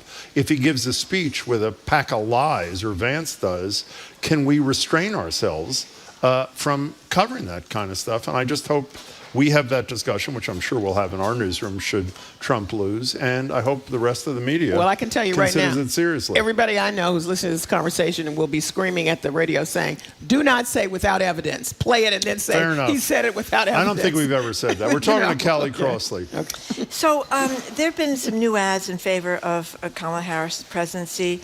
One is become controversial. I thought it was a great ad myself. It's done by Julia Roberts. Here it is, a clip. It's from a Vote Common Good ad supporting Kamala Harris, starring Julia Roberts. And what it's talking about is the hesitancy of some women to vote against what their husbands want them to vote for. Here it is. Your turn, honey. In the one place in America where women still have a right to choose, you can vote any way you want. And no one will ever know. Did you make the right choice? Sure did, honey. Remember, what happens in the booth stays in the booth. And by the way, I want to just say, too, that this has been, we had this conversation with this woman that called before and said it was bad to imply that I was implying that women are so weak they won't vote against their husbands. But apparently, according to reporting all over the place, in some evangelical households that's true, or in households where mom doesn't really just want to get in a fight with dad over this. So what do you think of this ad? I loved it. Well, the ad is one thing. Let me just say that the story of the woman that was reported by WSB in Atlanta has stuck with me, and I keep telling everybody this. 82-year-old white woman voted for the first time this year and said she couldn't before because her husband told her she could not. So now that's her words. I didn't say it. You didn't say it. That's what she said. The station or the reporters then used that as a way to look into what I frankly did not know was a huge phenomenon of, for example, some husbands attempting to go into the booth with their wives, and the poll workers then having to engage in a back and forth with them about, you cannot do that. They get to go in by themselves. And then added to that, didn't know, maybe you all did, that there is a whole not so secret campaign in ladies' rooms about a number of issues. And this is one of the sticker campaigns. You can vote however you want. You don't have to tell them. So, I can see how some people would be offended saying you're suggesting that, women can't make up their minds by themselves. But I think what the ad was trying to get to was that the other forces that have led some women to feel unsafe or that they couldn't. Yeah. And let me just say, if you're doing the mail-in thing, you're right there at the table, right? You are right there at the table. It's a little harder to hide. Yeah. I mean, so let's say everybody in the household is saying, let's do the mail-in thing, because now both parties are certainly suggesting that that's something they would like to, that wanted their supporters to do. I don't know what happens to those women who find themselves in that situation. I mean, it also just speaks to the fact that women are unsafe in many situations, even in places where you would think they would have certain kinds of protection. And they do, except they have to get to the booth by themselves. So this is a real thing. The ad is addressing that. You can argue whether or not it's offensive on some level to suggest that there is nefarious stuff going on with a lot of husbands. But I will say for myself, when I read that article about the 82-year-old woman, I was ignorant about this as an issue. I really was. Well, there's some people that have certain religious beliefs. The man is the head of the household. We had Jesse Waters saying on Fox News this morning that he thought if his wife didn't represent whom she voted for, it would be, it would diminish the sanctity of the marriage. Tantamount to an affair, he said. Yeah, tantamount to an affair. I find that rather hard to believe, that your wife voted for someone different than you is the same as having an affair. But nonetheless, that's what he said. And there were some people, and by the way, our staff's reminding us that Jesse Waters himself had an affair when he was married to his first wife. Well, then he knows something about it. And now he's married to his second wife that he's accusing, maybe he's projecting, worrying about she's going to have an affair. I don't know. But there is that, very, very biblical kind of overtone, you know what I mean? Yeah, there is. Yeah. Okay, so you said a minute ago, you women have a good reason not to feel safe. I want to play a little sound from Donald Trump in Wisconsin on Wednesday and get your reaction to see if you feel safer after this. Here's Trump in Wisconsin. I said, well, I'm going to do it whether the women like it or not. I'm going to protect them. I'm going to protect them from migrants enough. coming in. Now, he's going to protect you whether you like it or not, Callie. Is that not create a feeling of safety? And how do you react to that, She feels Callie? very protected. She apparently does. Yeah. How do you feel? I will say, and maybe others did not have this response, but my mind immediately went to my cousin, who was for years, unbeknownst to us, brutalized by her husband. He's protecting her. We did not know this. So that line, whether they like it or not, just bespeaks to me of abuse. So I can't even put safety and abuse in the same sentence. That may be a leap that then others heard that in different ways, maybe at just the lower level of, what are you talking about? You don't get to tell me how you will protect me. We're in this together, equal people. What are you talking about? But I just thought it's so offensive. Just seems like a light word. I can't quite find the word to address it. But what I'm more interested in is, the response to the people in the crowd who seem to feel like that was okay. So that more concerns me than what he says. I mean, at this point, I'm expecting that would be kind of a statement that he would make. But I took that to be bone-chilling, frankly. Well, it's interesting you say that. Sort of like Marjorie, when she was a columnist, often when we began working together, I would often read the comments in her stories because she wouldn't, and I would often call her and say what the good ones were. Those are when you see a candidate, Harris, Trump, whoever it is, speaking in front of a tableau of people who they've arranged, that's exactly what I look at when the person's saying something grotesque, is how are people reacting? And there's such idolatry that it doesn't matter what you say.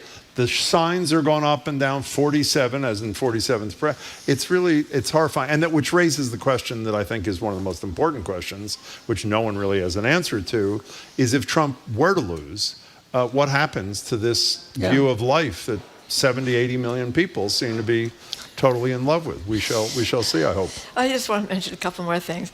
Apparently, people who do not like the former President Trump are putting up these statues. Oh, yeah. This is weird. One's in Philadelphia, one's in Portland, and they're right next to in I think it was the one in Philadelphia, is next to a statue of a nude a woman, a sculpture thing. But I love what they wrote beneath the sculpture was of Trump, that this was in honor of a lifetime of sexual assault. Yeah, this is, first of all, you wonder, who has time for this? But a lot of people do, apparently. Yeah. I thought it was an interesting way to respond to, what have been ongoing charges of his sexual misconduct, and obviously proof of that. But I thought to myself, this is one of those stories where either you're already decided that this is bunk and you don't believe it, or you're somewhat uninformed about it and how extensive it is. And remember when Jon Stewart was first on the Daily Show, and he said he couldn't understand how people were laughing at jokes they didn't understand because they didn't know what the news was. So if you don't really have the background here, I don't think you get it. But anyway, they're making a statement. It's a silent protest. These statues, Philadelphia and Portland, it's very interesting. It's a creative way, I think, to bring up an issue. So before we went on the air, you and I were talking about being nervous about the election. And I remember you're a Wellesley College. I think you're on the board over there. You're a big deal over at Wellesley College, Callie, Crossley. And you were over among the women, and men too. I don't know how many, the gender breakdown. But anyway, there was a big crowd over at Wellesley College. I presume a lot of women, maybe with their kids, in 2016 because Hillary Clinton went to Wellesley. It was election night. Yeah. Yes. All over there waiting because we all thought she was going to win. Yeah. Well, a lot of people did. Yeah. And so, what do you? How worried are you this time around? Oh well, I am just sick to my stomach in general because the tension is so deep, and I'm not the only one experiencing it. I have a commentary coming out on Monday about election anxiety and how it has just sort of swept through all of us. And enough so that there are a lot of therapists now talking about how to combat it with, strategies. Yeah. I don't even know how to respond. It just feels like I've had this low level of apprehension. Some of that, as some have spoken about already, are people worried about violence no matter what happens. There is evidence from the travel folks that people have canceled plans to go places because they are afraid to be out and about. They just want to be, where they are. They don't trust being someplace else far from home. So there's a lot of factors, and I think the basic thing that is the foundation for anxiety, as the experts will say, is uncertainty. Good grief, can we be any more uncertain than this moment? And I think the fact that it's too close to call makes it super, super, super uncertain.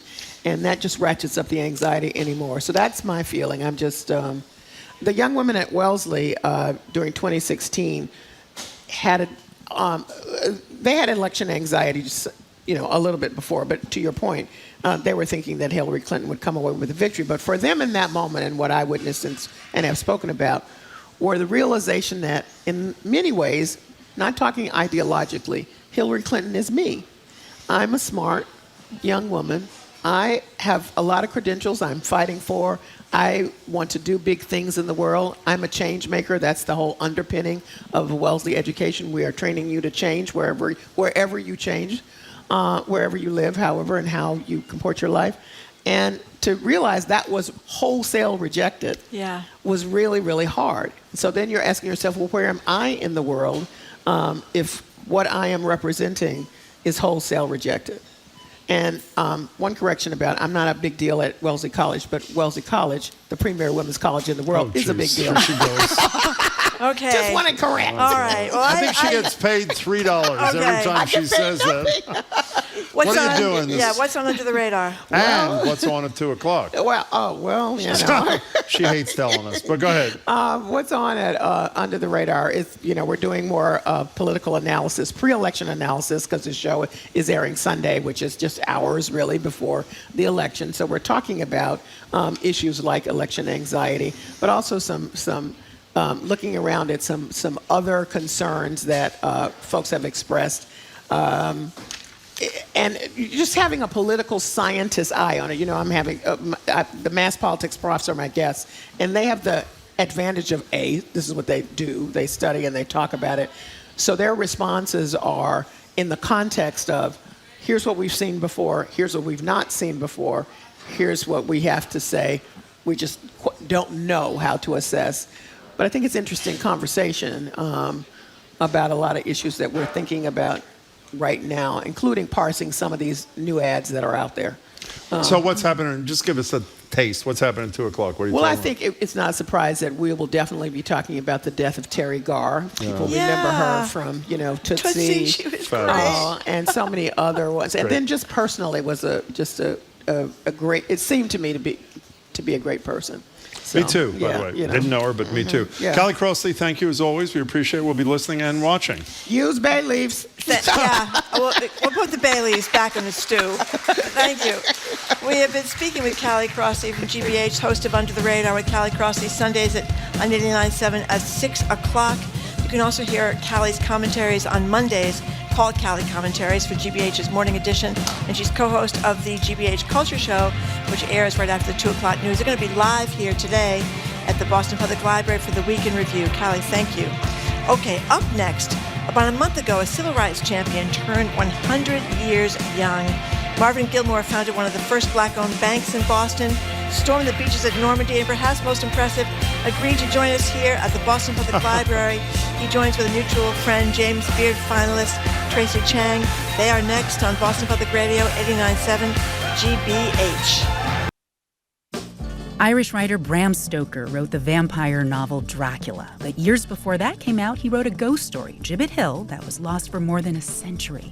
That is, until someone recently found it. Immediately called each other, and I think probably swore more times than we ever have collectively on a phone call before, because we immediately thought, this is huge, this is global. I'm Elsa Chang. More on all things considered from NPR News. Today at 4, here on GBH News 89.7. Our programs are made possible thanks to you. And the Hanover Theater. Legendary Democratic strategist will zoom in. With us now, a man who has made it around the sun 100 times.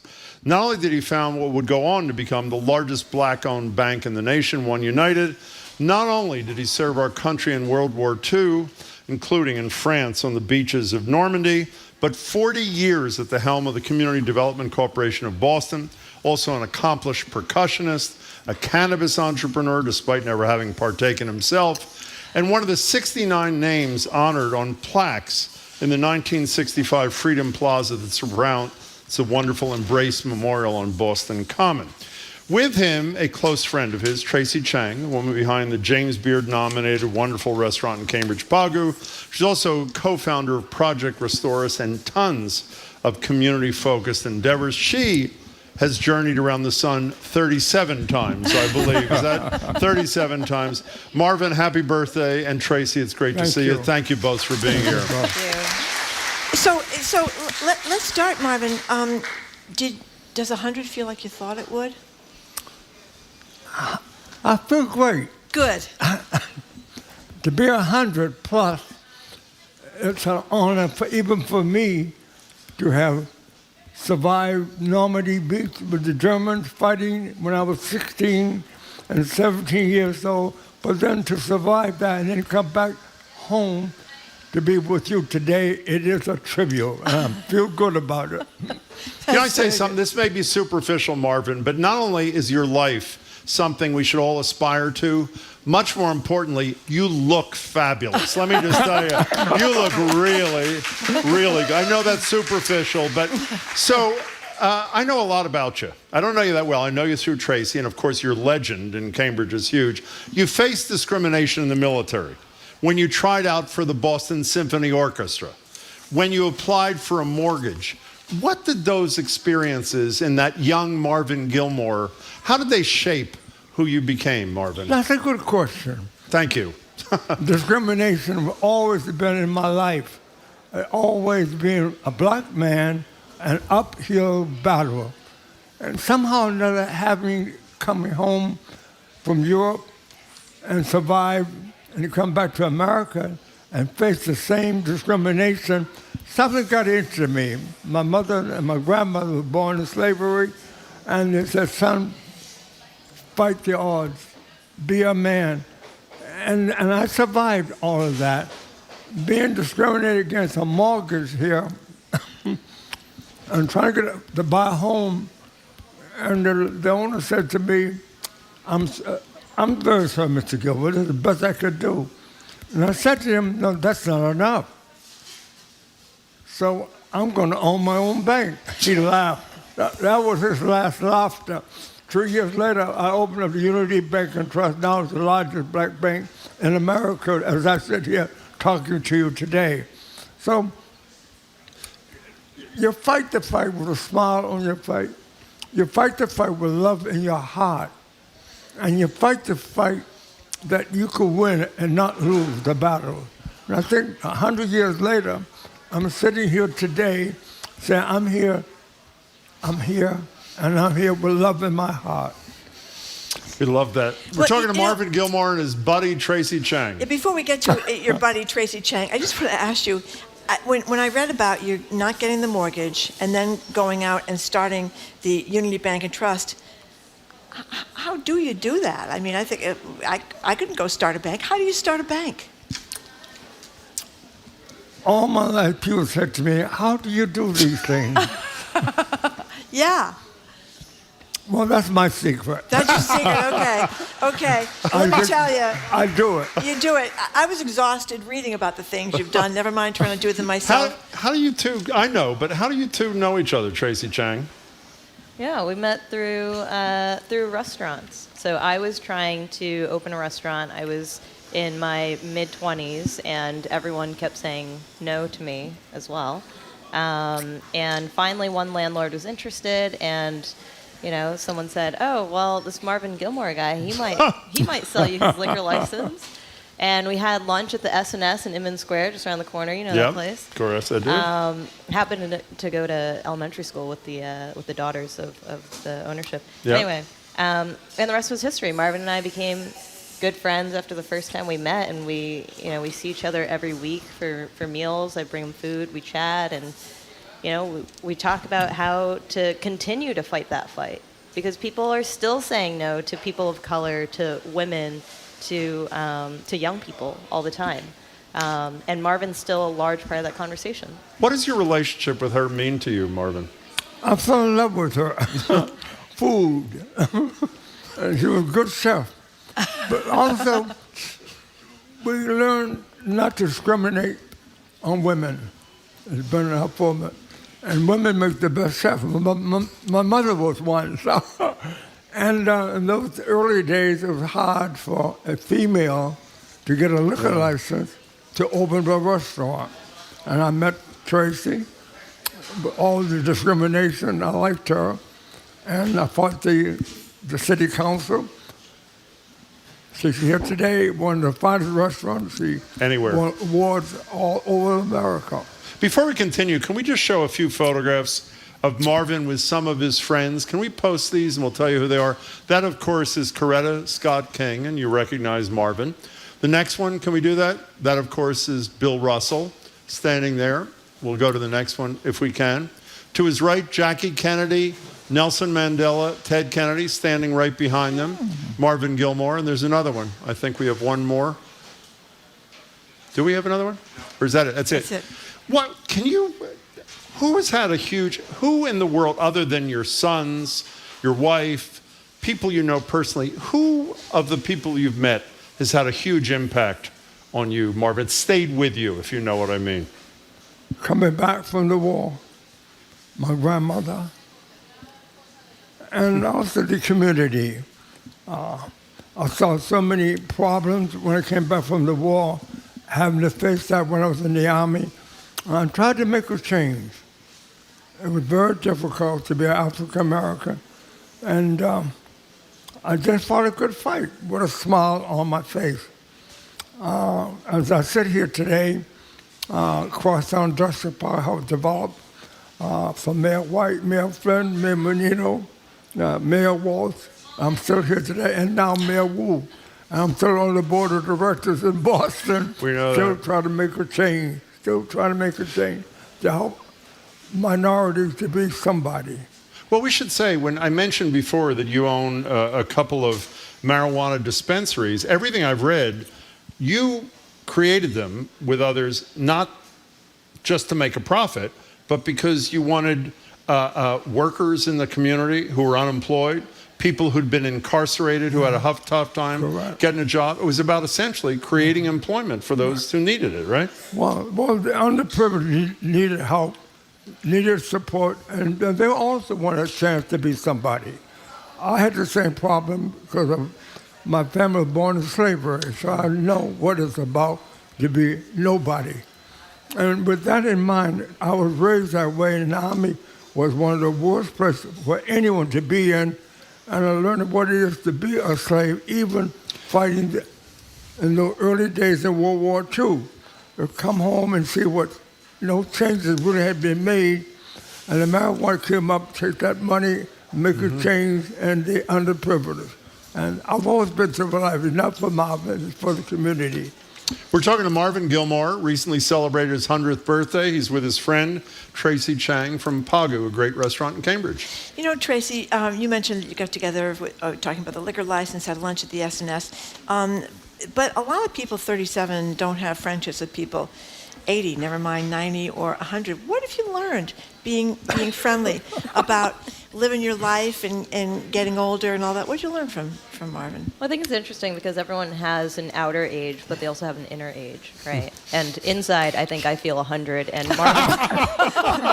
Marvin probably feels 21 inside. And so hanging out is a lot of fun with Marvin, and we share meals every week, and he comes over for the holidays.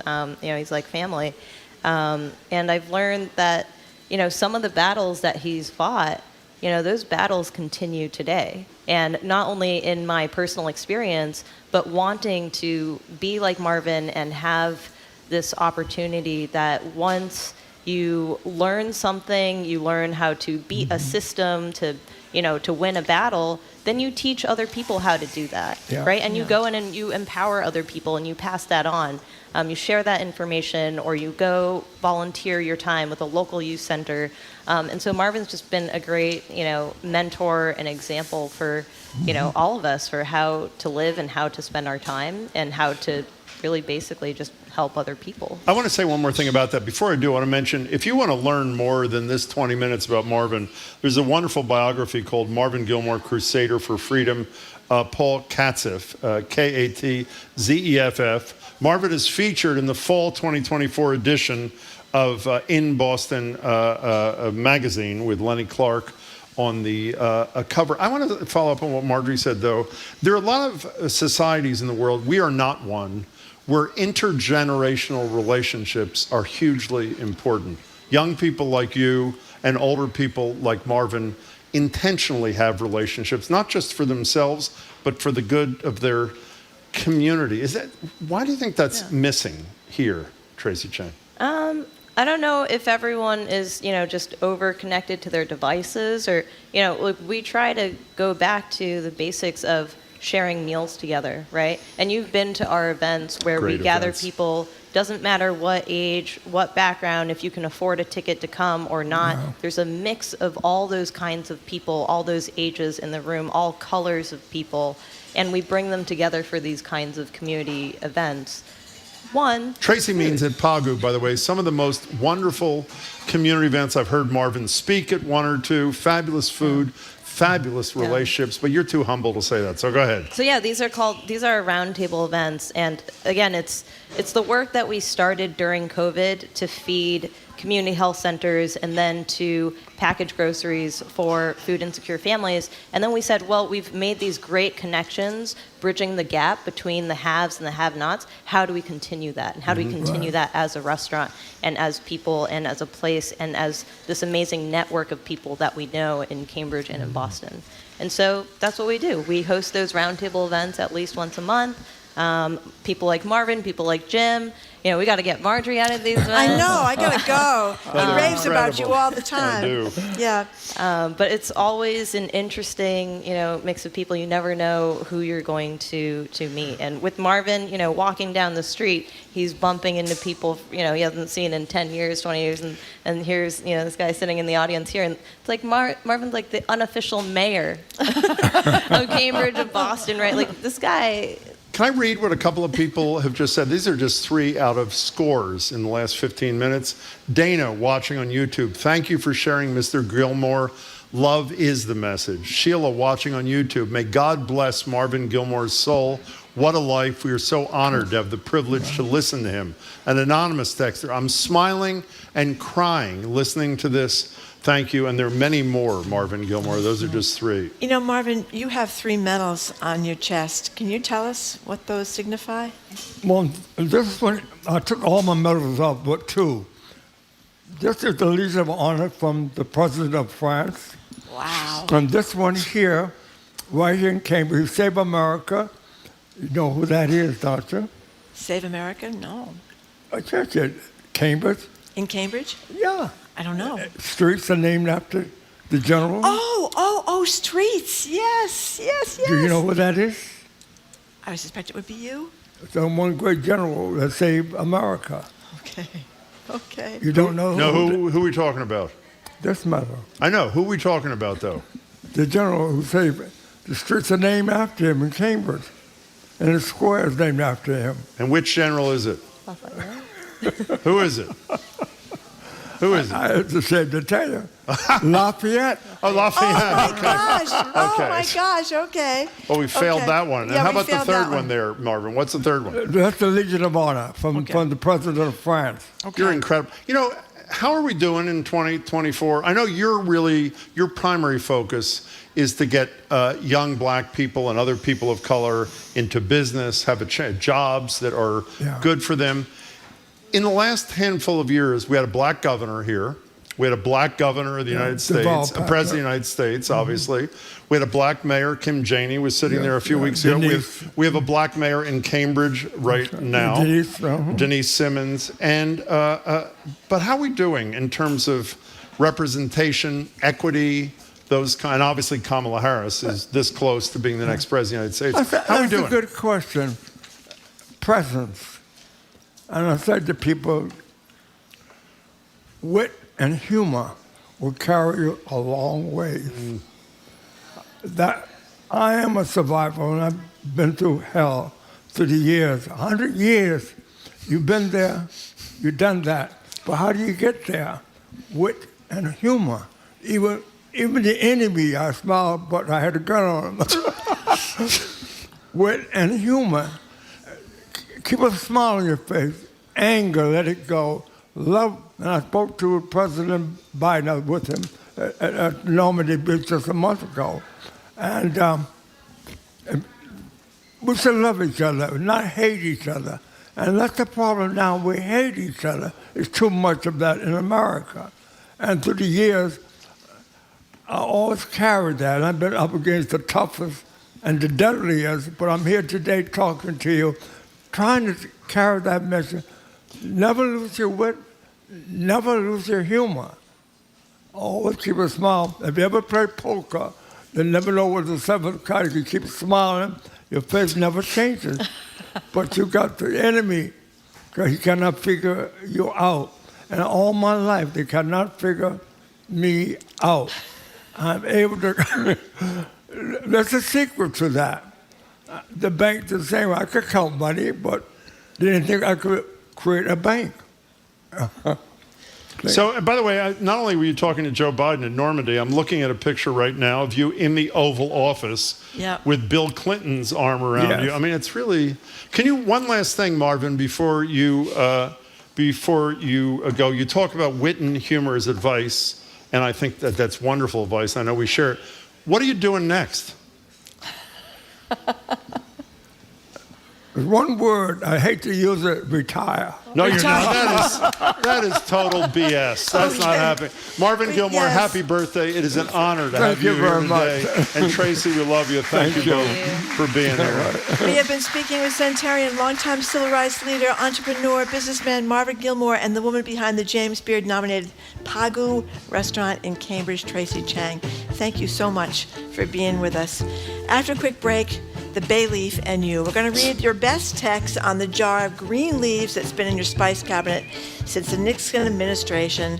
Is the bay leaf. Jared Bowen. Today on The Culture Show, it's our Week in Review. The Clark Art Institute has received a gift so monumental it needs to build a new wing. And even though Massachusetts is in the business of exporting great poets such as Phyllis Wheatley, Robert Frost, and Jack Kerouac, how is it that we don't have a state poet laureate? Plus, we'll remember actress Terry Garr, known for her offbeat roles and comic timing. We take on that and more on The Culture Show's Week in Review today at 2 on 89.7 GBH. Support for our programs comes from you. And Rockland Trust Bank, helping foster healthy relationships with money by providing education and resources to the community, one neighborhood at a time. Rockland Trust Bank, where each relationship matters. Member FDIC.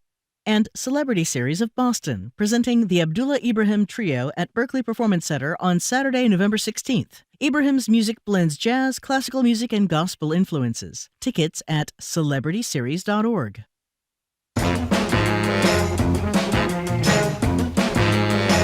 Welcome back to Boston Public Radio. Jim Browdy, Marjorie Egan, live at the library. Stream at youtube.com/GBH News. James Carville will join us in about 12, 13, 14 minutes. But for the last couple of minutes of this hour, we're going to talk about something so insignificant, I'm almost at a loss for how to describe it. The gist of it is this. Are bay leaves a total scam? Beth Teitel, in a great piece in the Globe, for some reason decided to look into this. Here's part of what Beth wrote. Bay leaves, not unlike wrinkle cream, can play with your mind. As a layperson, especially one not versed in global cuisines, you have no way to judge efficacy. Has that leathery thing I dutifully tossed in truly added subtle notes of pine and eucalyptus to my stew? Is my home being perfumed with a reputation-enhancing aroma, or am I under the spell of a placebo? She ends her piece in the Globe comparing the bay leaf to Santa Claus. What are the texters saying as a break? It's not quite my mother's. I've had it for decades. I don't know, because I haven't seen it or looked at it in a long time, because I am not, I do not have a career as a cook like you, Jim. But listen to this person. I currently have 3 packs of bay leaves in my fridge with a total of about 60 leaves, and I don't use any of them. Undoubtedly, I will again go out to the grocery store and get more to add to my collection. They're really into the bay leaves. Can I quote one of my favorite chefs? She was just on the show, Tracy Chang. Do you use, I asked her during the break, she says, quote, here and there. And she went on to say her former chef considered them the enemy. I don't know what that means. Here's what Enid Garten is quoted in this piece by Beth Teitel. She's the one from the Food Network. You'll know that. On the bay leaf, from a New Yorker Radio Hour interview. Here's Garten. I always also wonder whether bay leaf makes a difference. And there are a couple of things that I use bay leaves in.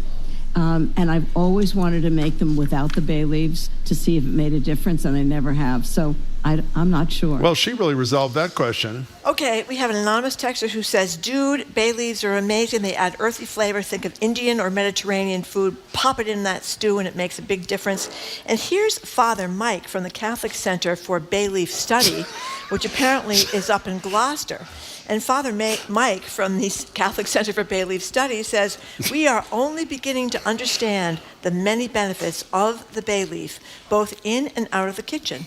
For example, if you must attend any sort of awkward or tense social event, a bay leaf in your shoe will bring you a sense of inner peace and confidence. That's lovely. You want to hear a couple here? David and Sharon Mass, I'm with him. Never trust big pharma, big oil, or big bay leaf. I'm with him.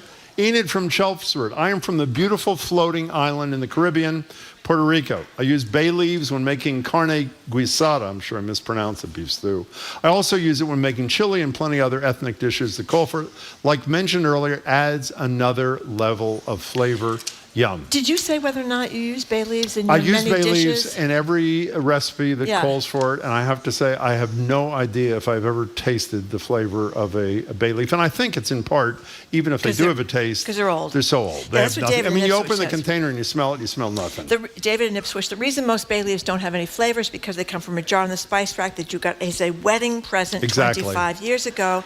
But John from Rentham insists that if you want to get the real flavor of a bay leaf, what you should do is you should put one in a boiled potato in boiled potatoes while boiling, their contribution is very All you eat apparent. is boiled potatoes. You All ever I eat done is that? boiled potatoes. No, it's why I should go home and do it, because I do make a lot of, well, mostly I make baked potatoes, but, if I want to change it up a little bit, I go to boiled potatoes too. Then you can also put them in the How sad. roasted potatoes. I mean, you can never go wrong with a potato. So let me say, to wrap this up, it appears, despite the wonderful work of Beth Titel, the jury is out. The jury- the how many jury is people in the out. audience think bay leaves add flavor to whatever you're cooking? That's about, Well, there you 10 go. people? How many think they don't? That was pathetic. All right, we don't know. 90% don't have the courage to vote on a bay leaf issue. That's right. It's quite sad, actually. It's either a scam Or a it's true not. blue spice. Thank you very It should much. be revered in your spice rack. And Okay, thank you, that's Beth all Titel. for Thank that. you for yeah, the another great inspiration. column by Beth It Titel. was, It's a yep. riot, as so many of her pieces are. She's very, very funny. She Anyway, is. thank you for all your texts on this and your input from the audience here. If you made a recent contribution to GBH, your donation could be doubled by your employer through our Matching Gifts program. Find out if your donation can be matched at gbh.org/matchinggifts. Support for GBH comes from you. And the Massachusetts Office of Travel and Tourism. You can discover the secrets of the South Shore this fall, including the oldest continuously inhabited street in America, America's first lighthouse, and more. See plymouth.com/secrets. And Cogita, committed to helping guide students and families to acceptance at their desired fit schools through holistic and humanistic approaches. More about their services and consultations at cogitaed.com. I'm Culture Show producer Kate Dellis, and you're listening to 89.7 WGBH, HD1 Boston, online at gbhnews.org. GBH News with NPR. What matters to you? I'm Jim Browdy, ahead on Hour 3 of Boston Public Radio, live from the Boston Public Library. Iconic political strategist, the man behind Bill Clinton's 1992, "It's the economy, stupid." Insisted the rest of us are just resigned to our fate. We're once again opening the phone and text lines to get your thought on daylight.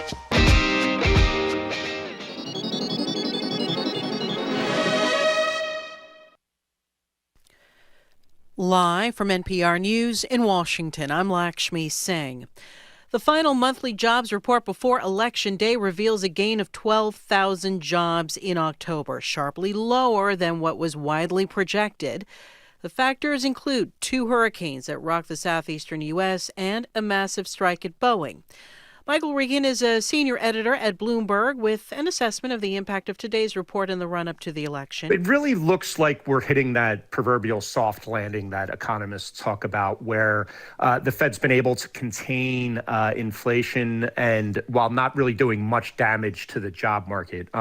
That said, the election is next week. Politicians don't usually have a lot of nuance when they talk about the economy. So this report certainly could be a talking point and already is a talking point on the Republican side.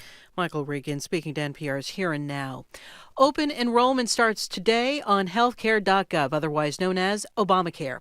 NPR's Selena Simmons-Duffin reports 21 million people bought their insurance this way in 2024, and even more could sign up for next year. This year, premiums are $10 or less per month for many people, and there are lots of plans to choose from. That's a big turnaround from the early years of healthcare.gov when there were few and expensive plans. As enrollment in the Affordable Care Act marketplaces has set new records during the Biden administration, the number of uninsured Americans has dropped dramatically. Secretary of Health and Human Services Javier Becerra tells NPR that after this year's open enrollment, I have no doubt that we'll see another record set of Americans who have health care coverage. Open enrollment runs from November 1st until at least January 15th for everywhere except Idaho, where enrollment starts and ends earlier. Selena Simmons-Duffin, NPR News. The death toll from flash floods in eastern Spain has risen to 205. The figure is expected to keep rising as the search for unaccounted people continues today. Israeli military airstrikes continue to kill and injure dozens of Palestinians across Gaza, according to the Gaza Health Ministry. The Israeli military says it's battling Hamas fighters. NPR's Hadil Al-Shalchi reports the Israeli military is intensifying its assault on Gaza. Women wailed at the Nusayrat refugee camp in central Gaza as they searched desperately for their loved ones. Rescue teams were clearing rubble to reach Palestinians stuck under the damage after a deadly Israeli airstrike hit the camp. The Israeli military did not immediately comment on the incident. NPR's Gaza producer Enes Baba spoke to Rami Habil, who lost his wife in the attack. There were no wanted men in the room she was killed in at all. She was innocent, he said. Aid groups are warning that very little aid, including medical supplies to treat the wounded, is reaching Gaza. Hadil Al-Shalchi, NPR News, Tel Aviv. From Washington, this is NPR News. Good afternoon. With the latest from the GBH Newsroom, I'm Henry Santoro.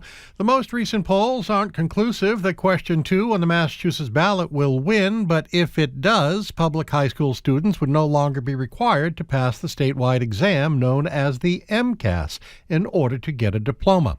As Jill Kaufman reports, if it happens, state officials have some immediate work to do.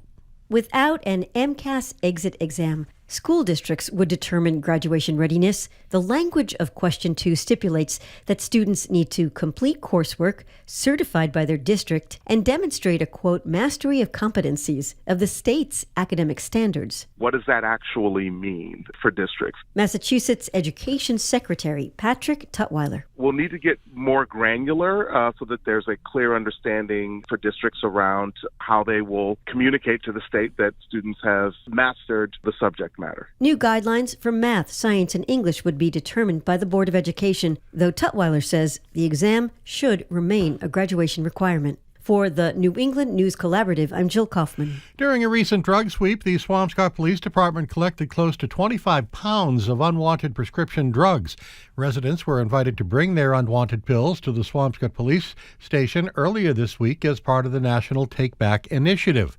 Swampscott Police Sergeant Candace Doyle says the program reminds people that they should check their medicine cabinets for unwanted pills as a way to help protect the safety and health of the community and to minimize the risk of medications falling into the wrong hands. 72 degrees in Boston. This is GBH News. Support for NPR comes from NPR stations. Other contributors include Subaru, featuring the 2024 Subaru Crosstrek Wilderness, with off-road capability and 9.3 inches of ground clearance designed for adventure seekers. Learn more at Subaru.com/wilderness.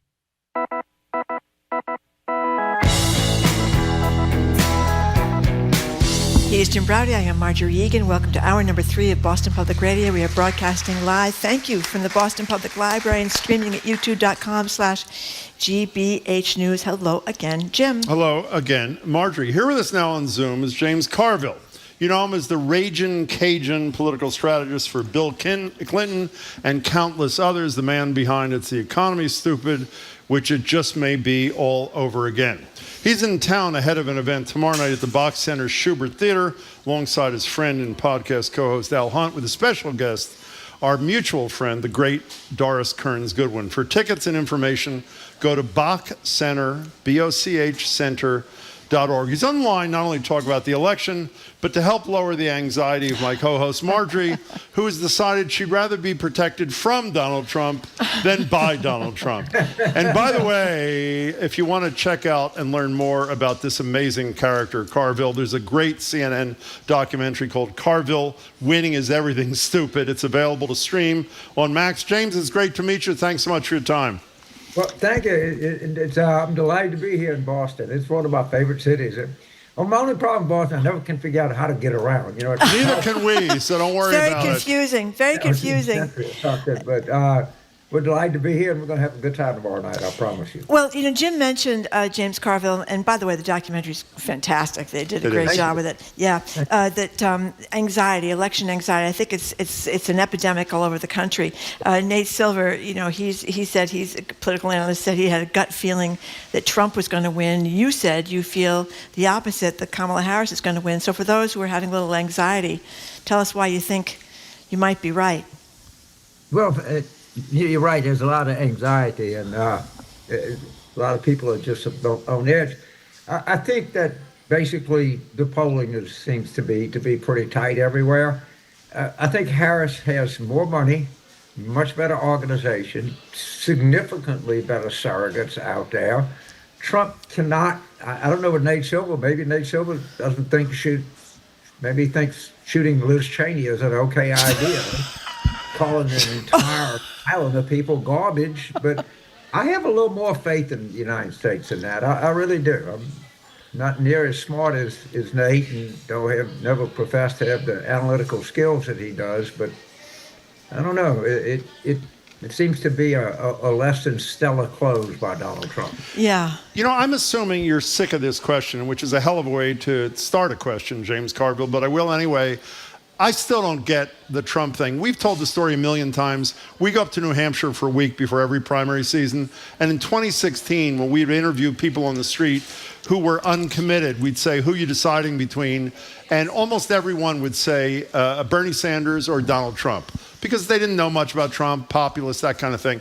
I don't get it. If you were to list, you just started, just the last 3 days, J.D. Vance saying kids, white rich kids, decide to become trans to get into Ivy League schools. Donald Trump is going to protect women whether they like it or not. He then fantasizes about shooting Liz Cheney in the head. You're pretty good at what you do. Could you elect a candidate who had said any of those things except Donald Trump in 2024?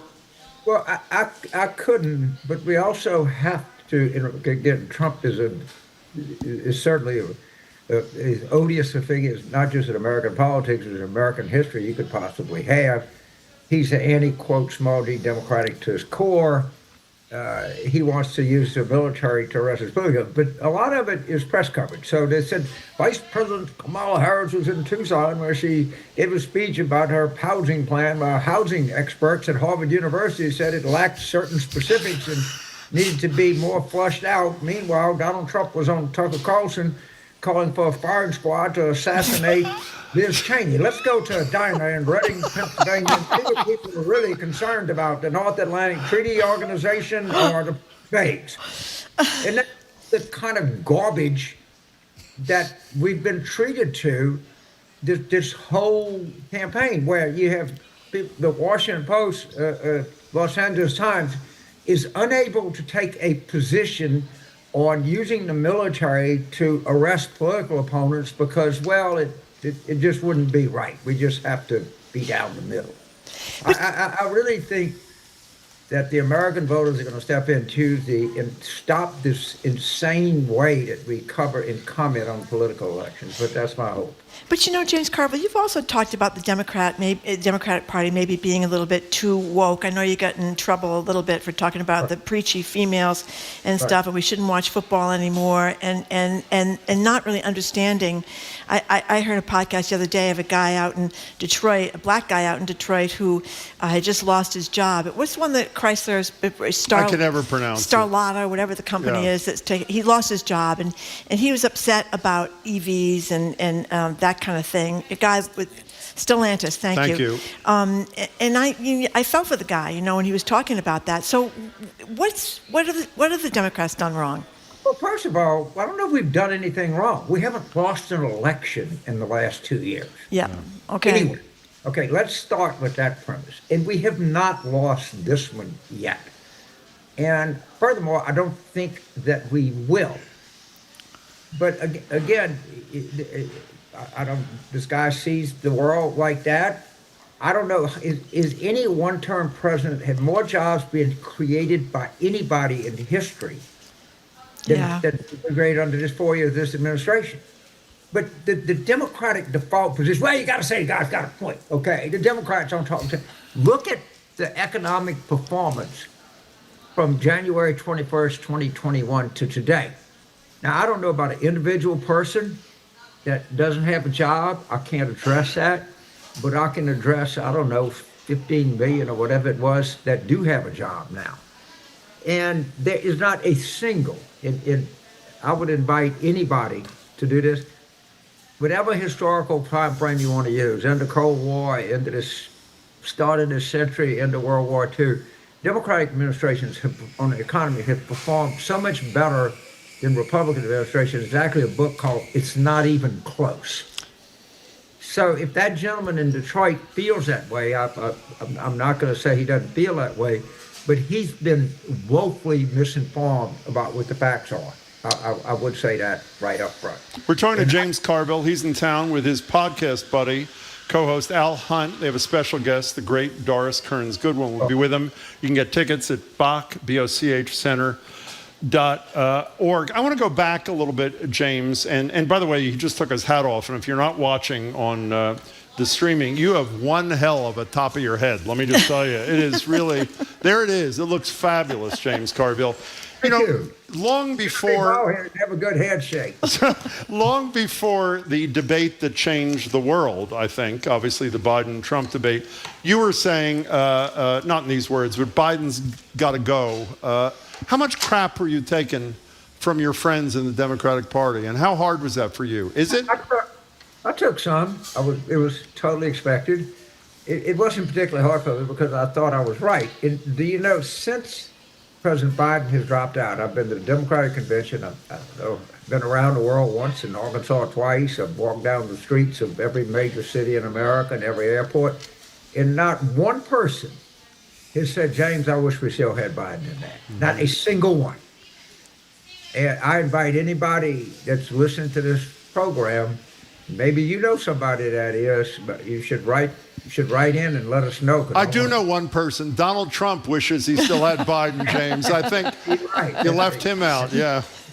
He is the single one person. Good point. Good point. I stand corrected. You do stand. We're talking to James Carville. Let's talk a little bit about the documentary. Great. You drove around at the beginning of the documentary in your hometown of Carville, I guess named after your grandfather, the postman there, and some real poverty there. We have a little sound of one of the breakthrough moments of your life when you made certain discoveries, I think at the age of 14. Let's play a little of that sound. I discovered air conditioning and masturbation about the same time in my life. And boy, what a wild combo. What a combo. Yeah, which I got a big kick out of. But you also grew up in a place that had a leprosy hospital that you were involved in. Tell us a little bit about that. Well, yeah, it's pretty interesting. First of all, thank you for running that clip. I think I was 14 years old in 1957. Yeah. The time you had a confluence of events in your life. That's right. You needed the air conditioners, that's for sure. We know that much part. So Carville is primarily very, very poor blacks that I grew up with. I'd say 80%. There was another 15% of the people were either being treated or had leprosy. These are some of the most marginalized people you could imagine in the world, is to be an impoverished South Louisiana black person, or to be a person in the 50s that had unjustifiably, it was not anything, but were being colonized and ostracized by society. And that's who I grew up with. And I love to hear these motor-mouth students talking about their understanding of marginalized people as they went to, the Boston Latin School or something. Right? They live in Newton and they're going to lecture me about marginalized people. Oh, shut up. Marginalized people. But I think all of these are influences that shape us and they shape our worldview and really kind of shape what we care about. Well, I was also struck by the fact that you think of, I think people in the North, people talk about the racism in the North being more subtle and the racism in the South being more obvious. But I noted that years ago in your town, you grew up next to a black family. So the neighborhood itself. Around 20 black families. Yeah. So the segregation wasn't. Yeah, but that was, it was unjust then. It's still unjust, but it's a little less unjust. Yeah. And we no longer colonize people that have Hansen's disease because it was just a stupid, backwards, antiquated. And I don't know, the person that did the translation, that what leprosy, anybody that had any kind of a disfigurement, well, that was what the word I was told in Aramaic, I think, is the language of the gospel, but I'm not a biblical scholar, don't claim to be, but it was a bad translation that has caused unbelievable prejudice and pain for millions of people around the country. And I think we should always be kind of aware of that. Talking to James Carville. He's in town again with Al Hunt, his podcast mate, and Doris Kearns Goodwin tomorrow night at the Schubert, which is part of the Bach Center, bachcenter.org. James, we have one of the few things we've been critical about in the Harris campaign, Marjorie and I, is we don't think the Supreme Court is talked about enough and how important it is and how young justices would be should there be openings, should Donald Trump be reelected in the image of the three he appointed. But another thing that isn't talked about very much, Marjorie mentions this almost to me every morning, is for Kamala Harris to be able to do what she pledges to do, she needs a Congress. And as of the moment, at least by my count, the House looks good for your fellow Democrats. The Senate, not so much. There's a guy whose father you helped elect as governor in my home state of Pennsylvania. Casey seems to be in trouble. Tester in Montana, all Democrats. Brown in Ohio. And the only race I see where a Democrat could unseat an incumbent Republican maybe is Allred over Cruz in Texas. What's your assessment of Democratic prospects in the Senate? And if they don't continue to have a majority, how does President Harris function? All right, so first of all, just like you're watching Senator Casey, my dear friend, and a number of fundraisers for him. Yeah, I mean, we'll see, but no one thinks that she should go to Montana and campaign for John Tester. That would not be a very smart political move, would it? Or she should go to Ohio and campaign with Senator Sherrod Brown, who I'm both candidates I'm sending out fundraising appeals left and right for. And also, that we have a chance for a Senate pickup in Nebraska. Oh, I forgot, right. Pendant, and we're not totally out of the hunt in Florida yet. Let's wait and see. Debbie's raised some serious money. I think Colin is no worse than 50-50 in Texas. According to the prediction markets, there's a 70% chance we win the House back. Look at whoever wins the presidency is likely to have the House. These things generally go in tandem with each other. And if we do as well as I hope we do, I think we'll be in pretty good shape.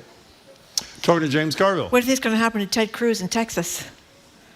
It's no worse than 50-50. I was just in San Antonio at a transgender versus reproductive rights. I know a lot of women who have been pregnant in their life, like many. I don't know that many transgender people, but you would think that they will, and these are people that really need attention, and they need counseling, they need everything, and I don't know why we're making these people, this is the cruelty that's being exhibited towards people in this is just breathtaking.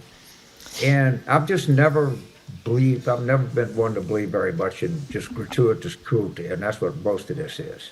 James Carville, the media world has changed so much since most of America got to know you when you were working for Bill Clinton.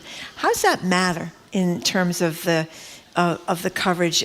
My sense is that people live in two different news bubbles, and we get texts and calls all the time from people that believe crazy things because they're listening to crazy podcasts. Or deny things that are fact-based. Yeah. How much is that a problem? Think of my formative years. All right, I had people like Walter Cronkite. Yeah. That were sitting there, generation, had other people that were sort of iconic media figures, and Walter Cronkite spoke out against the Vietnam War. When the Civil Rights Movement, people didn't cover Bull Connor and Martin Luther King the same way. But now you have these professional centrist fair people. We have to just present both sides. Bull Connor is fighting for something that he believes in. It's an established 400-year way of life, and Martin Luther King is challenging that way of life. And if the truth be known, Bull Connor might even be a better family man than Martin Luther King. They didn't cover it like that. They didn't say Tojo, Roosevelt was mean to the Japanese. He shouldn't have cut the oil off. And Tojo came from a more middle-class background. Now you have to say, well, he wants to assassinate his political enemies, but look at the people in the diner that want cheap eggs. And the media has lost a lot of its influence because it's lost all of its values in its way to make judgments. And everybody wants to be a professional centrist You see that, and everybody has to be a great truth teller. Here I stand. I can do no other. I must tell the truth. Yeah, he's authoritarian. He wants to end the Constitution, but also he didn't. The economy was better under him. It demonstrably wasn't, but that's where these professional truth tellers are. But I'm excited to be here in Boston. I'm particularly excited to be with Doris, who I think is one of the most interesting, fascinating, personable, vivacious people I've ever known in my life. And Al and I will be here, and we'll talk a lot about the election, and I promise you we'll have a good time. Okay, that's tomorrow night again. But before you go, at a Republican convention maybe 20 years ago, I interviewed your wife, Mary Madeline, for 15 minutes. I don't think she'd remember me, but she should. Do you want to guess what the one topic we discussed for all 15 minutes was, James? This is your wife I'm talking about. 15 minutes. What was the topic? I don't know what. Tell me. It was feet. We talked about feet for 15 minutes. I commented while we're waiting for the camera that she had incredible painted toenails, and we did 15 minutes on feet. Are you okay with that or no?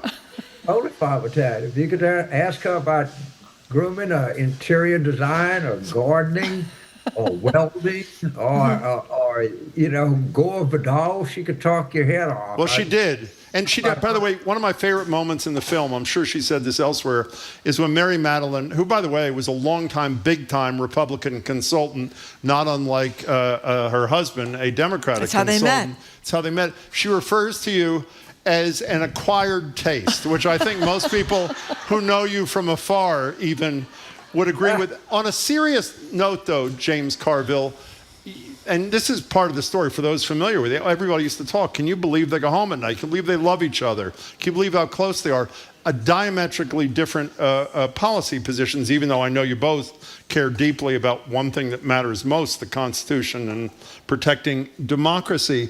When you see the war, we take phone calls from people who don't talk to their ex-husband, and it is their ex-husband because of Trump. They don't talk to their father. The inability to coexist, does that disappear if Trump loses, or does Trumpism have a life of its own, James Carville? If Trump wins, the most depressing thing would be that we have to live in a country that, after everything we know, would elect this guy. And that would be profoundly depressing to everyone. If he loses, will misogyny and racism still have a very strong presence and be part of American culture? Sure. I mean, we're not going to get rid of that. But I like to think that the country is going to rise up and is going to reject this, is going to reject the false equivalency that we so often treated to in the media. And, to go back, we had people like Walter Cronkite, we had people that were able to stand up and talk about how unjust racial laws were in the United States, and stood up for civil rights, stood up for women's rights, stood up to tyranny in Japan and Germany. I hope that people see that this is really part of who we are, and not this phony baloney false equivalency that has so come to dominate the coverage of American politics. But I think we're going to have the United States is going to have a great day Tuesday. I do. That's the case. Okay, so one last thing, getting back to the anxiety thing. I know I read, James Carville, where the night of President Biden's rather upsetting debate, that your strategy was to watch the first 5 minutes, eat 2 pot gummies, and then start listening to Hank Williams. So is that your advice to the rest of us for Tuesday? You get any words of wisdom for people who are borderline hysterical? I hope I reach for a glass of champagne and not a gummy. Okay. Okay. I think we need to stand by, and I think we should have confidence in our fellow country, I guess you say country people now, that they are going to do what is in the total best interest of the United States, and what's in the total best interest of the entire world, that the United States have competent, sane leadership that understands what the idea of the United States actually is, and not a criminal that his own director of national intelligence thinks is compromised by foreign adversarial power who advocates for jailing their enemies. Until I'm told I live in that country, I'm going to refuse to believe that's the country I live in. James Carville, we hope you're right. We love talking to you. Good luck tomorrow and on Tuesday, and we'll talk to you soon again, we hope. College dinner in Boston with Doris. It's a lot of fun, and thank you all for a great interview. Thank you. Thank you very much. By the way, man, 72 degrees out there. I know. Y'all made me feel so at home. You brought the weather from New York. That's right. That's right. You can even walk outside, It's not bad. Enjoy it. Thank you so much, Thanks, James Carville. We have been speaking with James Carville. You all know him. He's a legendary Democratic political consultant, also known as the Ragin' Cajun from down in Louisiana. He's going to be tomorrow night at Box Center, Schubert Theater, with podcast co-host Al Hunt and a special guest, our sometimes guest historian Doris Kearns Goodwin. It's going to be a great show. For tickets and info, go to bachcenter.org. That's bachcenter.org. Okay. Coming up after a quick break, against my better judgment and my own free will, we are once again humoring Jim Braude and talking about daylight saving time. We switched the clocks again this weekend. Jim would rather we not switch the clocks. I really have stopped caring what we do with the clocks as long as I don't have to keep talking about this constantly with you. Daylight saving and the rest of you. That's to call or text 877-301-8970. This is Boston Public Radio, broadcasting live from the Boston Public Library and streaming at youtube.com/GBH News.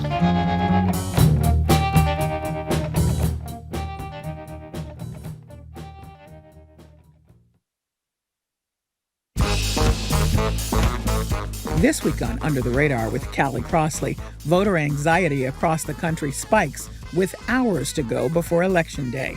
But November 5th may not reveal the presidential winner in a race still too close to call. The Mass Politics Profs offer pre-election day analysis. That's Under the Radar with me, Callie Crossley, Sunday night at 6 here on 89.7 GBH and the GBH app. Our programs are made possible thanks to you. And the Box Center, presenting the Politics War Room podcast, live with political strategist James Carville, journalist Al Hunt, and guest Doris Kearns Goodwin, November 2nd at the Schubert Theater. More at boxcenter.org. And Cambridge School of Culinary Arts in Porter Square, offering private cooking events for your next team-building activity, family reunion, birthday party, or night out. You can learn more at cambridgeculinary.com.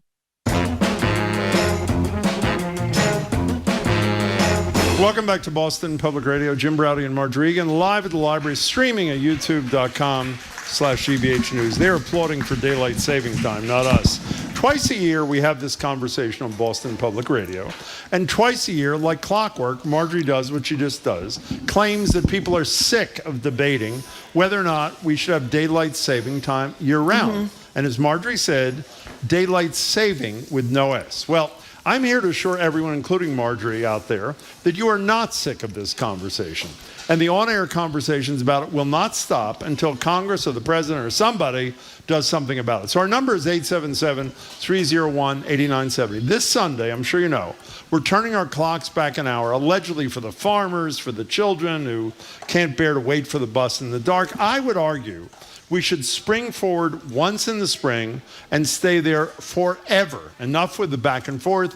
And I know Marjorie for 25 years. The only reason Marjorie is not agreeing with me is because I care this much about this. Raise your right hand. Do you want permanent daylight saving time or not? I want to stop debating this on the radio. That's what I want. 877-301-8970. Should we have a permanent daylight saving time? Or are you thrilled that on Monday, when you leave work, that's you, Marjorie, it will be dark at 4, either 24 or 34 in the afternoon? Here's an interesting thought. This is from a text, Amy Grace in Wheelwright. How about we move the clocks once by half an hour and thereby split the difference? Unless, of course, compromise is out of the question now, as it is everywhere else today. I don't know what the answer to that thing is. I'm sticking with my guns here, so to speak. Daylight saving time. And by the way, people know the champion of this is, it's an odd twosome. It's Marco Rubio, Republican in Florida. Ed Markey is the real champion. By the way, the reason we have more daylight saving time than we used to have is because of Markey. And do you remember a couple of years ago, that the Senate unanimously passed a change to daylight saving time year-round. I don't think most of them knew, in all seriousness, they were voting for it. And one of our heroines, stalled it in the House. Nancy Pelosi refused to allow it to come up for a vote. So there was bipartisan. Why? I don't know why. I don't know. I've asked a million people, including Markey on the air. I don't know. But in any case, there was unanimous bipartisan Senate support. And we should get there. Who also supports that? I wrote a piece for the Globe a few years ago. Candidate Maura Healey, I assume Governor Maura Healey feels the same way. You respect her point of view, don't you? I absolutely do. I respect everyone's point of view on the subject, Jim. I just don't want to keep talking about it. Okay, 877. Anonymous Texter has a great idea. What is it? Why don't we make it a ballot question? I guess there's 6 ballot questions in some parts of the state. We Yeah, only let's have not 5 do here this. in Okay, Boston. 5 statewide. Make daylight saving a state issue. You don't know if there are only 5 in Boston. You know there are 5 statewide. That's all you know. Okay. Statewide. By the way, it wouldn't work because it's not just one state's not going to do it. I think it's Arizona and Hawaii that stay the same the whole year. Maybe it's standard time, I'm not sure. But for it to change nationally, there'd have to be an act of Congress, which there almost was a couple of years ago, but almost is not good enough. Peter from Mystic, Connecticut is with me, Jim. Can we please move the clocks back 1.5 hours once and forever and never speak of this again? Well, that's half an hour close enough, but not quite close enough. We need the full hour. And by the way, I've never heard a good argument. Let me just respond before we take some calls. The 2 arguments. Remember the piece I wrote in the Globe a couple of years ago? Yes, I do, Jim. Legendary. Okay, one of the reasons was kids would go to school in the darkness. Remember who I quoted responding to it? I'll tell you. The head of the Mass Association of School Committees, Glenn Kuchar, he knows something about education, right? He said he never heard any complaints. And he said that moving to daylight saving time and having it dark in the morning would give momentum to what they've been fighting for decades, which is a later start to the school day. That's how you'd fix that. And on the animal front, I did a little work. How many people are in Massachusetts? I don't know, 7 million. Oh, 7 million. How many cows are there in Massachusetts? Not very many. 7,000. So who do you care more about? 7,000 cows getting screwed up or 7 million people? You want to take some calls? I'm telling you, I would bet 90% of the people are going to agree with me. Marjorie's angry. Heidi in Taunton, you're first or something. Hi. Hi, yes. I'm calling because I'm a school bus driver. Yeah. So I have an opinion on the kids waiting in the dark. Please. So I pick up kids in the dark regardless of whether there's daylight savings time or not. At some point in the year, regardless if we go back an hour, they're going to be waiting in the dark. I can tell you I've never had an issue picking them up in the dark. The kids wait on the corner. It's literally not a problem picking them up in the dark whatsoever. Heidi, don't go away. I want to hear Marjorie respond to an expert. She picks up kids in the dark. Go ahead, Marjorie. Respond to Heidi. I think that's a wonderful point. I respect your opinion terrifically, Heidi, and I think that we're trying to put this one to rest. So whatever everybody agrees on, I'm happy to. Heidi, that was excellent. And I agree with the ballot issue, too, so thank you. Thank you. Here's another one that's with me. For once, I agree with Jim. Permanent daylight saving time. I only agree with Marjorie because I'm sick of talking about it. I just want it done. When you believe in a cause, Marjorie, one of the ways you succeed is you stay with it. That's Do you understand that? I am staying with this cause until it is done. It's going to be the first line of your obituary, Jim. I hope so. Thank you. Jim Browdy, who crusaded relentlessly on daylight saving time. Lies here. We will. That's right. We will. Oh yeah, you can put it in the tombstone. Oh, that's funny. Look how happy she is now. She's fine. We're talking about it now that we're talking about my tombstone. Okay. Bill in Acushnet, thank you for calling. Hi there. Hi, Jim and Marjorie. I've been listening to you for about a year and a half now. Yeah. Oh, thank you. One of the smartest moves I've made. Yeah. And feel very informed when I cast my ballot. I was clearly informed as to the issues. Anyway, yeah. To the issue of daylight savings time, one thing that has not changed and will never change is the actual hours of daylight. Today in Acushnet, it's 10 hours and 16 minutes. Tomorrow it'll be maybe 10 hours and 14 minutes. I think it's up to the individual to adjust to that. What we do with our chronometers is up to the individual. So I think in the final analysis, there's much ado about nothing. Well, I don't know what to... So that's a great point. That's a great point. It is the same amount of daylight, just shifted, right? Yep. But so where are you on the issue? If a senator called you and said, how should I vote Bill from Acushnet, what would you tell him or her? Well, I understand the whole argument about farmers. I don't have as much sympathy, of course, for the kids standing at the at the school bus stop. I did that myself as a kid, and I have fond memories of it. So as far as I'm concerned, let's just continue what we've been doing. We're all used to it, so let's not let the government get involved in this one. I'm sorry to hear that. That was an excellent call into the last 10 seconds. Thank you, Bill, very much for the call. By the way, Jamie, did you see the note he wrote you? Yes. Marjorie, good news. Only 20 more minutes of this. It is unbelievable. Did you see what your buddy Azita texts? Yeah, Zita's our colleague who works in the newsroom. Why would cows care? They don't know what time it is either way. Well, apparently it's the dark. That's a good. If it's the same amount of sunlight, they adjust. Exactly. So what do they? Well, that's an argument for my side. Now we have a few texts here. Michael and Please. Holden says, please just pick saving or standard. I've had the same car for 20 years and still don't know how to change its clock. So that's difficulty for him. Bob in Rehoboth says, make daylight great again. And an anonymous texter says, Jim, can we turn the clocks back 10 years to when Trump was not a thing? Amen. I would support that too. So Marjorie, I'm going to confront your lack of interest in this thing because of me. Monday afternoon, where do we work on Mondays? I can't remember. We're here? In Brighton. Brighton, okay. So we're going to walk out. If we have a meeting after work, you're going to walk out. I think it's 4:24, but let's assume it is. 4:24, it's going to be pitch black. How do you feel in anticipation of that thing? I do like it to be later. Oh, how could we make it lighter later then? I mean, the issue is really, we've been doing the radio for 25 years. 25. And every spring and every fall, that's 50 we times. have to That is correct. This is my 50th time. It's 50th discussing this issue. And, sometimes I think it's time to move on, Jim. You know what I mean? Sometimes it is. On. This is not the time to move on. Mark from Brookline says, I've lived in Arizona for 3 years, the only no daylight saving state. There was a noticeable positive difference in the change of seasons without a change on the clock. I didn't realize how difficult the clock change actually is until I didn't have to do it.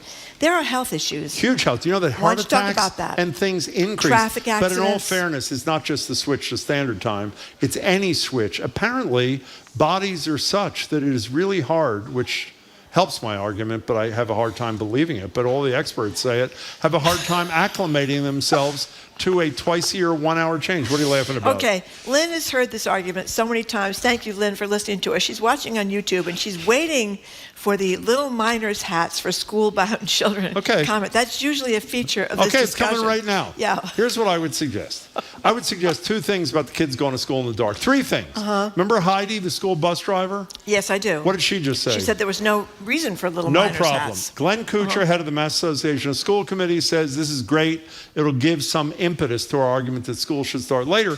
My idea, which I think Marjorie thought was very creative, is we should fund, taxpayers should fund That's right. little miners' hats for little children with a little light, and when they wait for the buses, they have a little taxpayer-funded miners' hat. Thank you, Lynn, for bringing that up. They could look down the sidewalk. They could look at each other with their little hats on. When we make that a ballot question, the miners' hats for the little ones.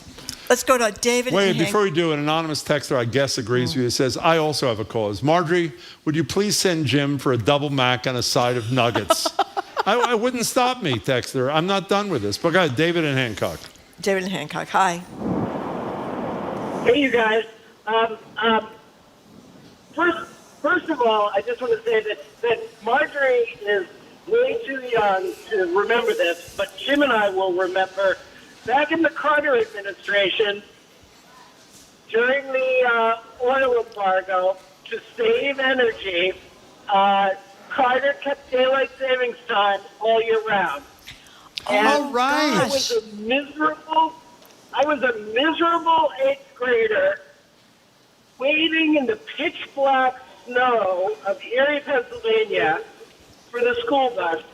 And all difference to Heidi, the bus driver, she's in the warm bus. She's not waiting in the freezing cold and dark like the kids. So what I advocate is permanent standard time. Yeah, what's the matter with that? There was a movement for that, right? Yeah, by the way, permanent is... Oh, go ahead, David. You're doing really well, sort of. Go ahead. Well, the other advantage of standard time in the winter is that it gets dark earlier, but so does cocktail hour.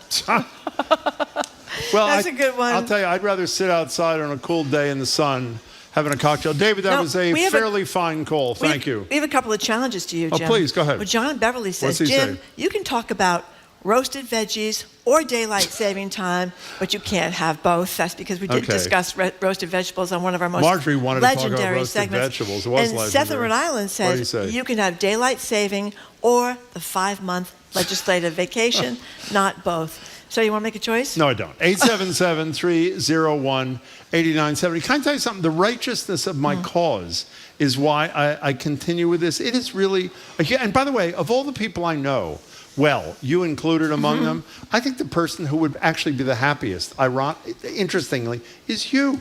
You love being outside. I do. You like sunshine. I do. You like warmth, all those kind of things. And that's what my proposal would bring. Okay. And by the way, for those who are on my side, again, did you like it when Ed Markey expanded by, I think, 3 months in Congress, daylight saving time? You liked that, didn't you? Well, it is kind of nice, especially one of the few upsides of climate change is that we are getting warmer fall, so it's kind of nice to take your walk in an afternoon when it's still light out and relatively warm. Let's go to Arthur. Arthur in Boston. Hi, Arthur. Yeah, hey, good afternoon. I like listening to you guys. I call in a lot. Yeah. Usually a slight objection, but I agree wholeheartedly with you, Jim. Thank you. Daylight, the light in the afternoons, all that really matters. I love skiing, and at like 2 o'clock in like December, it's almost too dark to ski. So I'd love him to change that. I also agree that Halloween, been calling 2 days ago, I think, but Halloween is a great holiday for any adult, no matter what age you are. Well, whatever that has to do with this. But I got you. Arthur, your position on daylight saving time was so enlightened and good. Thank you very much for your call. I appreciate your support. Yet another person is with me, Marjorie. Here's Jen, a longtime sustainer in Littleton. Oh. I just turned on to Boston Public Radio and heard Jim ranting I wasn't about ranting. daylight saving. Once again, now I know I have to change the clocks this weekend. Very moldy chestnut, says Jen, longtime sustainer. I'm sorry, Jen. I tried to veto it, but I got nowhere. You know, you're sort of ruining my reputation. You know, what do you care about that you want to talk about all the time? Isn't there something you talk about all the time? No. Yes, there is. What's that?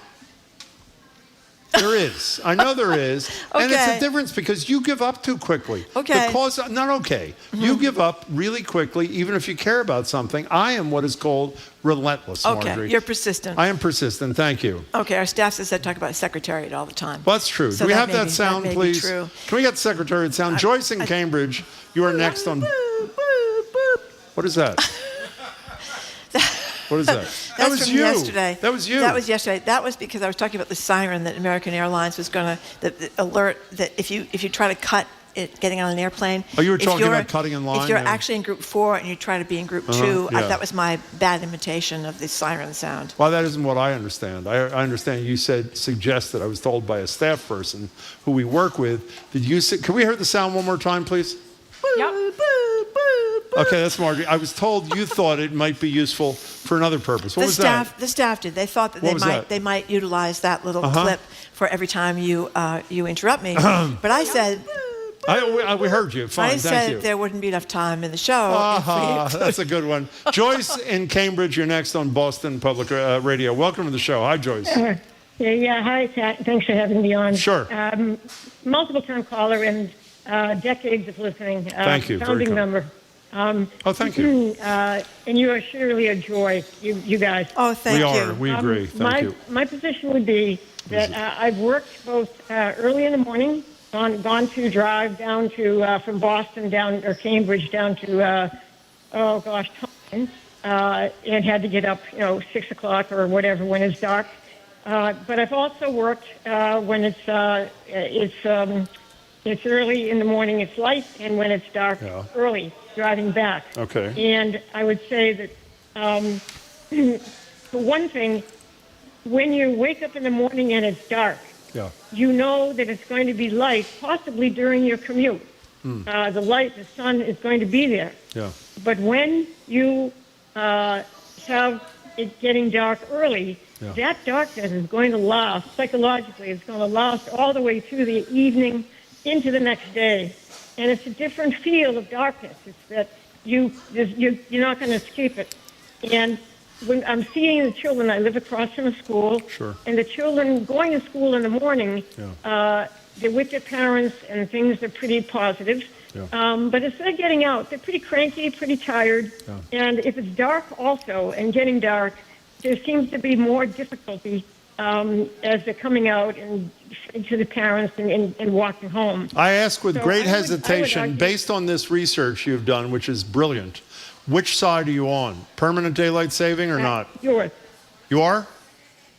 Yours. You were Daylight brilliant. saving can stay forever. You were And Joyce beautiful. would be able to have- Beautiful Canterbridgian call. Thank you very much. That's Joyce from Cambridge. Okay, a friend related to us that his great aunt was excessively angry twice a year at the time changes. It turned out she thought she had to stay up until 2 a.m. in order to adjust the clocks, and she didn't like that. How much you love? Do you ever look at your clock, your phone, Yeah, or your watch? your phone and changes it moves magically. on its own? So here's an anonymous texter. This is for you, Marjorie. I'm worried. This is a very good point. Very good point. I'm worried about all the people who would have to wait in line for library tickets in the dark. That's How many right. of you had tickets today, by the way? Most of the people here had tickets. Thank you for getting them in advance. We really appreciate it. Okay, here's a serious observation from What is Cindy it? in North Grafton. She's a human resources professional. Okay. Stop the madness of changing clocks. We see productivity plummet, an increase in workers' comp claims, and word of advice, never interview for a job the week after we change the clocks. I guess because you're not as swift and brisk as you might be otherwise? No, everything. It affects. I said this before, and I think. By the way, this brilliant piece I wrote in the Brilliant. Boston Globe. People are Thank still you. talking about it. They are? Oh, no. No. Okay. So it was March 10th, 2022, and I mentioned the fact that all these health professionals say they're not taking sides on the daylight saving time or standard time necessarily, but saying the switch that we do twice a year, that 1 hour change, has perceptible and dramatic impact on people's health. Heart attacks increase, all that kind of thing. And there it is. Now, here's a texter who says that they hate the switching too. Year-round, the western edge of the time zone has an hour more daylight than we do. So geographically, Massachusetts should be on Atlantic time. Yeah, that's a big argument people That is a make. better solution, no switching needed. So that would mean we get more daylight? Is that what that would mean? Okay, good. Now, let me ask you. You don't know? I don't know. So I just know that there have been some great op-eds. I'm talking about what I'm talking about. Don't ask me about other Okay. things. Now, by the way, Marjorie says that I am stuck in a rut because all I want to That's do right. is talk about. Yeah. Here's a little sound that would suggest to faithful listeners that Marjorie is stuck in a deeper rut than I. Please play it. He is moving like a tremendous Exactly. machine. How That, many of course, times would have we be played Secretariat winning at the Belmont Belmont? Stakes. If you haven't seen the movie Secretariat, Okay, Disney fine. movie, it's kind of How sappy, many but times it's we played really that? good. 5,000 Not times? enough. But play that one more time, please, Okay. Secretary. One more time. No, not that. Secretary. He is moving like a tremendous machine. Okay, actually, don't play either again. Go ahead. But you know, What? Okay, fine. Thank you. the jig is up here, What Jim. is that? Texter says, "What about regifting?" That's you. And Q-tips. Regifting is you. No, regifting is you. Q-tips is me. Q-tips is you. We've talked about, if you're Jim new has an listeners, odd relationship we've talked about the with his erotic Q-tips. experience a lot of people have with Q-tips. We only have 3 minutes left. Can we take some damn calls or not? Okay, let's go to Gordon from Lowell. Hi, Gordon. Gordon, which side are you on, please? Oh, I think that permanent daylight saving would be nice, but after giving it a lot of thought, I realized that it would be foolish. It'd be like going permanently into the Atlantic time zone, and we're just too far west for that. Okay. Unless you change the definition for noon. What do you mean? Noon was traditionally defined as when the sun was straight overhead. Yep. Now, if you want to change that to noon is at 1 o'clock or noon's at 11, sure, we could move our time zone. But the other question, By the way, let me tell you, I have proposed to my We're not- boss that we move noon to 9 a.m. so we can get out earlier. What do you think of that idea, Gordon? You don't like that? No, Okay, not keep gonna work. going. But You're what doing great. about, Yeah. but, you never going to get more daylight. The days are getting shorter. Yeah. Doesn't matter if you're in standard time or daylight savings time. Doesn't? The only way you're going to get more daylight is to move south. Okay, well, I hope you're not suggesting that because we're staying. That was an excellent call, Gordon, I think. Appreciate your call. It's Gordon the worst. from Lowell. It's the worst time of year, says the texter. Sun goes down at 4:30. Bourbon comes out at 5, and I spend the next 3 hours drinking in the dark, thinking about every bad choice I've made since junior high school. That's pretty good. Oh, listen to this one. Yeah. Jim is proposing what's right for Marjorie, whether she wants it or not. Exactly. That's actually a pretty good one. Yeah, and that's very clever. I love. Someone said, and this is true. My moldy chestnut is. I'm surprised you didn't say this, What Jim. is it? Teachers unions. Yeah, and by the way, that's offensive. It is. It's not only moldy, but it's offensive. And then, by the way, when the teachers union sponsors something, democratically, with a small d, the people of Massachusetts pass. Like the limitation on charter schools, you know what Marjorie says? They're ill-informed. Ill-informed. I mean, really. That's right. Do I say people who oppose my position on this is a are bad ill-informed? idea. Taking away the MCAS graduation requirement, very bad idea. We're going to talk about it on which day we're going to talk about it? Monday or Tuesday, I think. Oh, well, actually, on that note, we should say Monday we have at 1 o'clock. We have Evan Horowitz from Tufts who's going to describe all 5 ballot questions again, and then the rest of the show we're going to take your calls and ballot questions. Why are you laughing? I'm laughing at someone said from Portsmouth, Rhode Island, if Jim moves to London or somewhere far afield, we'll never have to have this discussion again. And somebody else, I suggested I just take the day off, and we are going to have the discussion because they think you're absolutely right, Jim, and I'm absolutely wrong. But we don't have to talk about this anymore. Can we ask a guy who wore chaps to the library the other day? Yes, he wore chaps, and I'm he looked actually tweeting adorable. out the photograph today for those who missed it. That was lovely. A lot of my friends have complimented how you looked. Oh, well, thank you. Particularly the buckle. They like the buckle. So I can't remember, and I'm nervous about this because I don't want to lose this issue. Where are you on permanent daylight saving time? I think we should have it, actually. Whoa, ding, ding, ding, ding, There you ding. go. Talk to her because she likes you more than she likes me.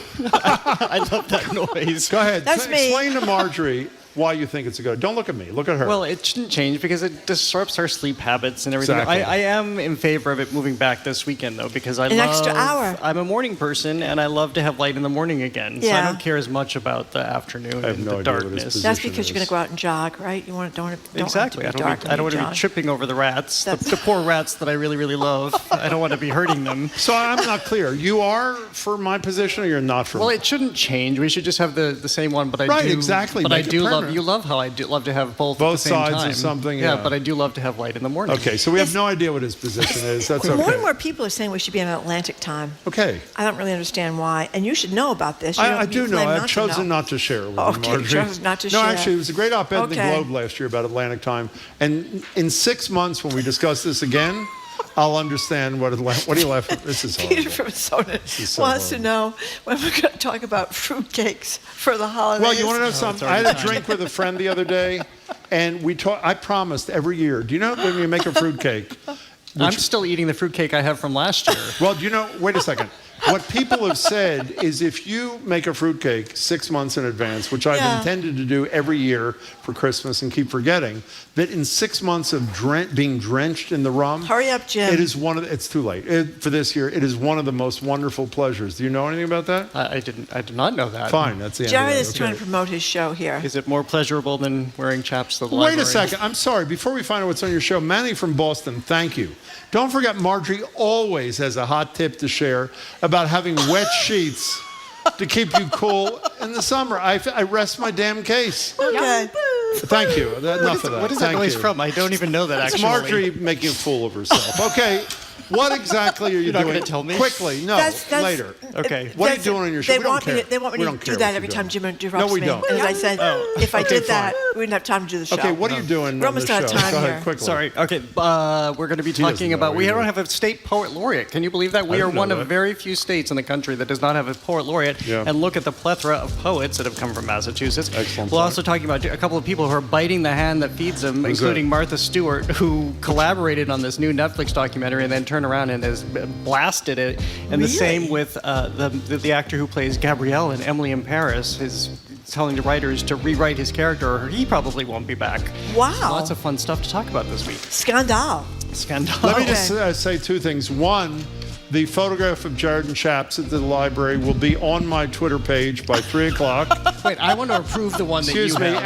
And a quick reminder, Marjorie and I are thrilled. The night after the election, I hope we don't need it, but we might.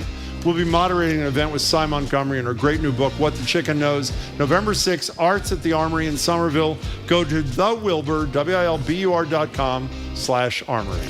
Okay, we are done. Thank you very much for listening to another edition of Boston Public Radio. Thank you to the people that came down to the Boston Public Library, with or without their season tickets. You can keep up with us 24/7 by our podcast or check out our TikTok page at Boston Public Radio. Monday, we're going to be joined by former Globe editor Brian McGrory, Charlie Sennett from the Ground Truth Project, longtime Republican operative and now anti-Trump conservative Bill Kristol, Evan Horowitz from the Center for State Policy Analysis, who's analyzed all of the ballot questions, give us some help on your voting on that if you're still confused. I want to thank the crew, Zoe Matthews, Aidan Conley, Nicole Garcia, Hannah Loss, John LaClaw Parker, Janie Bologna, Maddie Geyer, Bill Francis, Juan Jose Cadena, Olivia Corseo, and the Newsfeed Cafe folks and the Lennox Hotel folks. Culture Show's next. I'm Marjorie Egan. I'm Jim Browdy. Thank you so much for tuning in today. Hope you can tune in on Monday, and I hope you're not too nervous about the election and have a great weekend. Thank you all.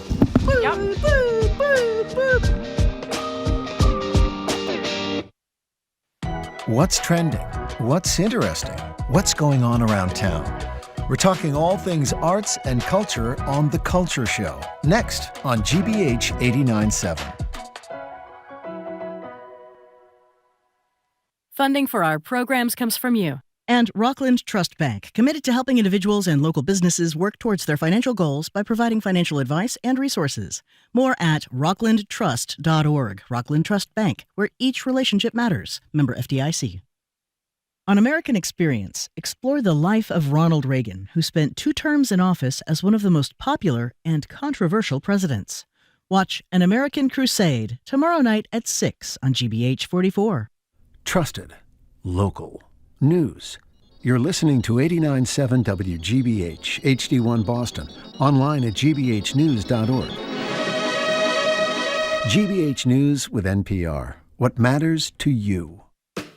I'm Jared Bowen. Coming up on The Culture Show, it's our Arts and Culture Week in Review. First up, Massachusetts doesn't have a state poet laureate. What's up with that? Though we are home to some of the literary giants, from Robert Frost to Robert Pinsky, Emily Dickinson to Tracy K. Smith, we have not appointed a local poet to promote and advocate for poetry at the state level. And the Clark Art Institute has received a transformational gift. More than 330 artworks and $45 million to build a new wing. The museum director calls it transformational. Plus, we remember actor Terry Garr. From Young Frankenstein to Friends, she was known for her quirky characters, comic timing, and respected for her ability to play it straight in performances including Close Encounters of the Third Kind. That and more next on The Culture Show's Week in Review. The Culture Show is made possible in part by a generous contribution from the Fiducia Fund, proud to support this station's arts and culture programming. Live from NPR News in Washington, I'm Lakshmi Singh. The Trump campaign's encountering more backlash over his remarks about targeting, quote, enemies from within. Most recently, what he said about former Congresswoman Liz Cheney, daughter of former Vice President Dick Cheney, Republicans who are both backing Vice President Harris in this election.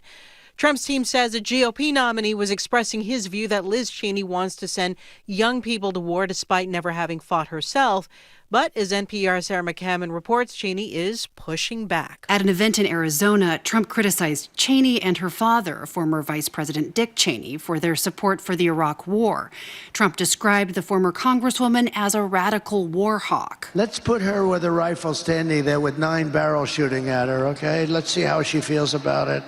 You know, when the guns are trained on her face. In a statement on X, Cheney said, quote, "This is how dictators destroy free nations. They threaten those who speak against them with death," and warned that Trump would rule as a, quote, tyrant. Sarah McCammon, NPR News. The final monthly jobs report before Election Day shows the hit 2 hurricanes and a massive Boeing strike made to the economy.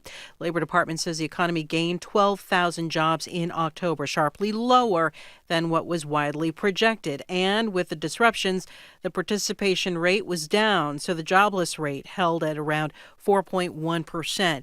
KPMG Chief Economist Diane Swank looks ahead. Over the next couple of months, there may be some lingering effects in the month of November as well, but once we get around to December, we'll have a more clear picture of what the underlying employment report situation is, which we know from a variety of reports is still very solid. The economy remains prominent on the campaign trail as Vice President Harris and former President Trump deliver their closing arguments in swing states. Today, they include Michigan and Wisconsin. Now, as we reported, the strike figured into today's jobs numbers. Machinists at the aircraft maker Boeing plan to vote next week on yet another contract offer. NPR's Joel Rose reports the union's leadership is backing the latest proposal to end a weeks-long strike. Boeing has once again improved its contract offer to the machinists union. The latest proposal would boost wages by 38% over 4 years, along with a $12,000 ratification bonus. Union leaders are endorsing the latest proposal. In a statement, they say it's time to, quote, lock in these gains and confidently declare victory. Union members voted down 2 previous proposals from the company. The strike, which is approaching the 7-week mark, has halted production at Boeing's factories in the Pacific Northwest. The union, which represents 33,000 workers, will vote on the latest proposal on Monday. Joel Rose, NPR News, Washington. The Dow Jones Industrial Average is up more than 300 points, or roughly 0.75%. This is NPR News. Good afternoon. With the latest from the GBH Newsroom, I'm Henry Santoro. Massachusetts Governor Maura Healey is in Pennsylvania today, taking part in a pre-election push to mobilize swing state voters for Kamala Harris.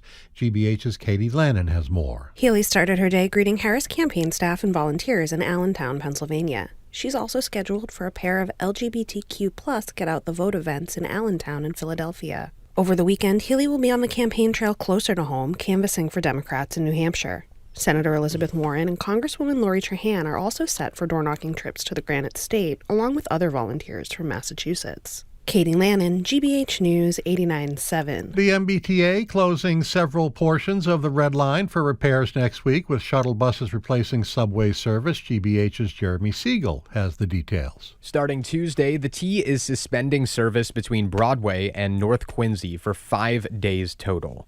The following weekend, on November 9th and 10th, the shutdown will be broader, with service suspended between Broadway and Ashmont as well.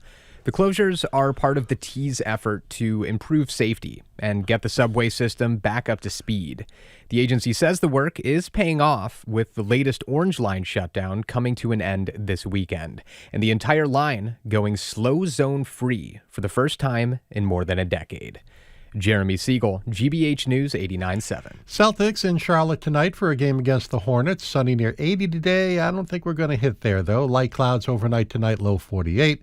It's 76 degrees right now. This is GBH News. Support for NPR comes from NPR stations. Other contributors include Indeed, designed to be an end-to-end hiring solution for businesses of all sizes to attract, interview, and hire candidates, all from one platform. Learn more at Indeed.com/NPR. Support for GBH comes from you. And the University of New England, offering undergraduate and graduate programs in Portland, Maine, on the ocean in Biddeford, Maine, in Morocco, and online. The University of New England, une.edu. And Z-Tech Associates. For more than 3 decades, Z-Tech has been committed to helping Boston area businesses with their information technology challenges by providing a wide variety of IT services. Learn more at ztechnet.com.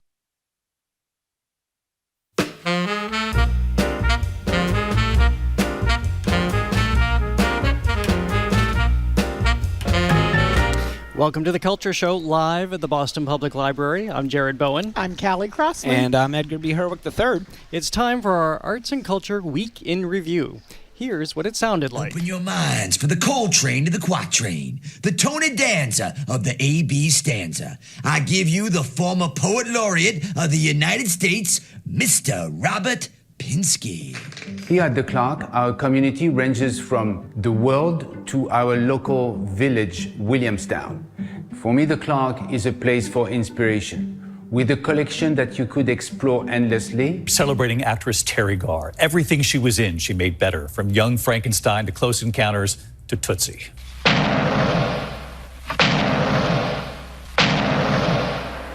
What knockers? Oh. Thank you, Doctor. What does it mean to be the first female self-made billionaire in American history? If there was ever the original influencer, it's Martha. Netflix has introduced Moments, a new mobile feature allowing users to save, revisit, and share their favorite scenes from shows and movies, like Poland's kiss in Bridgerton. It's Bart and the Bengals versus Homer and the Cowboys, live from Springfield. Promo.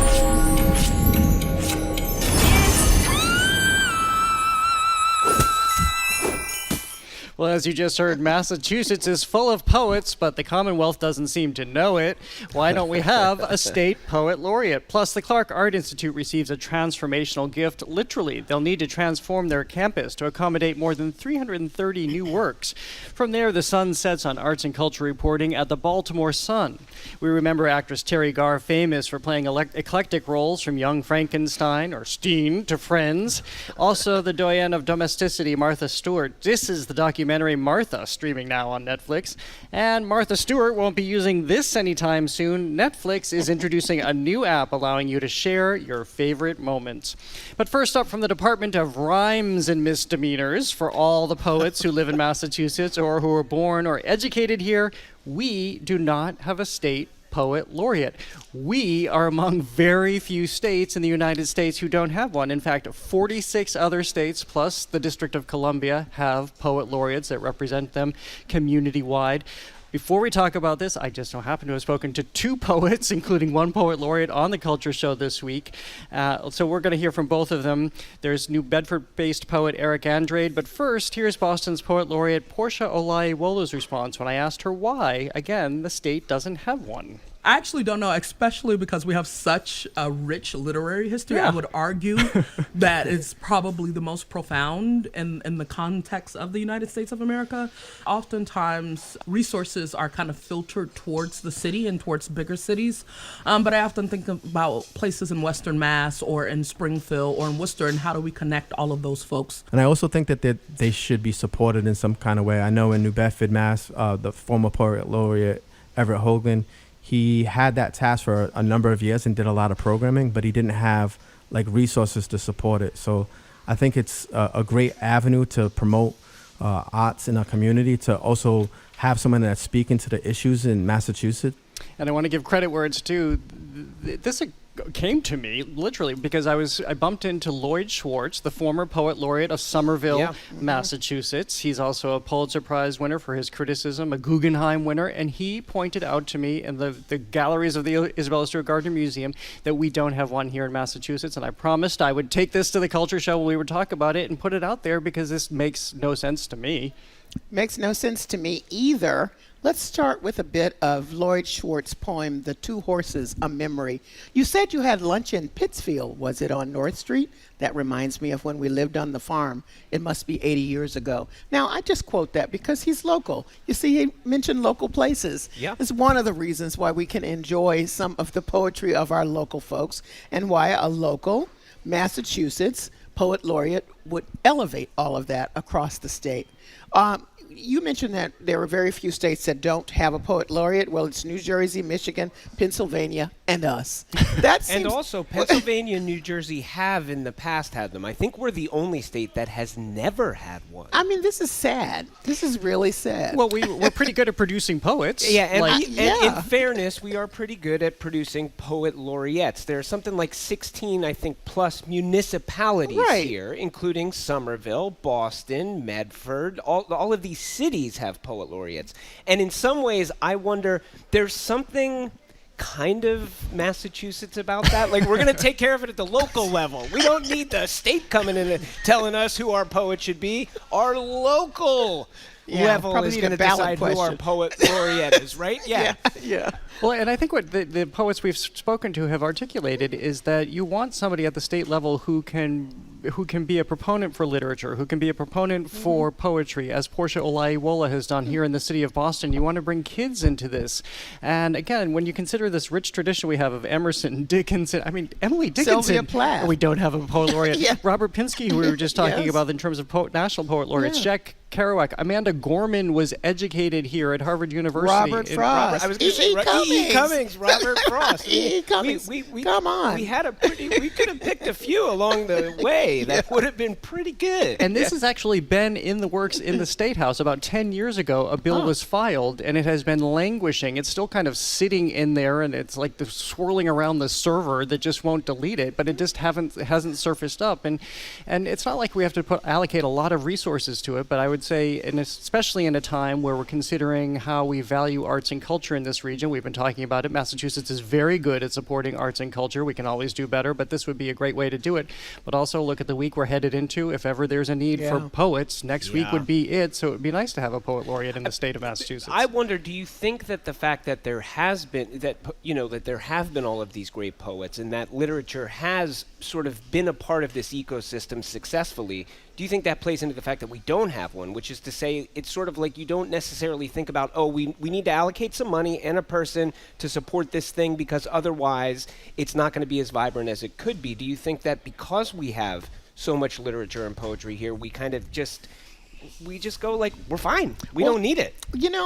While we have people in various towns and municipalities, which is great, you can never do enough to elevate. And people have kind of funny feelings, some that don't really appreciate poetry. Yeah. And one of the things that the modern poets, like the Tracy K. Smiths and our current U.S. Poet Laureate Ada Limon have done is really make it accessible, make it touchable for a lot of people. So you just got to have many conversations. I want to point out there is a National Youth Poet Laureate, and we have one for Boston. So that's important. So I think the more voices you have about this, there are more opportunities to talk about it, and I just think it's a missed opportunity. Oh no, I completely agree. I just posed the question if that's why, but I think what you're talking about makes total sense, especially about the accessibility thing, right? So a lot of these municipalities have done this poet laureate thing in the last few years, and like I'll look at Medford as an example. Specifically, their poet laureate, like they are charged with trying to get poetry in front of people who maybe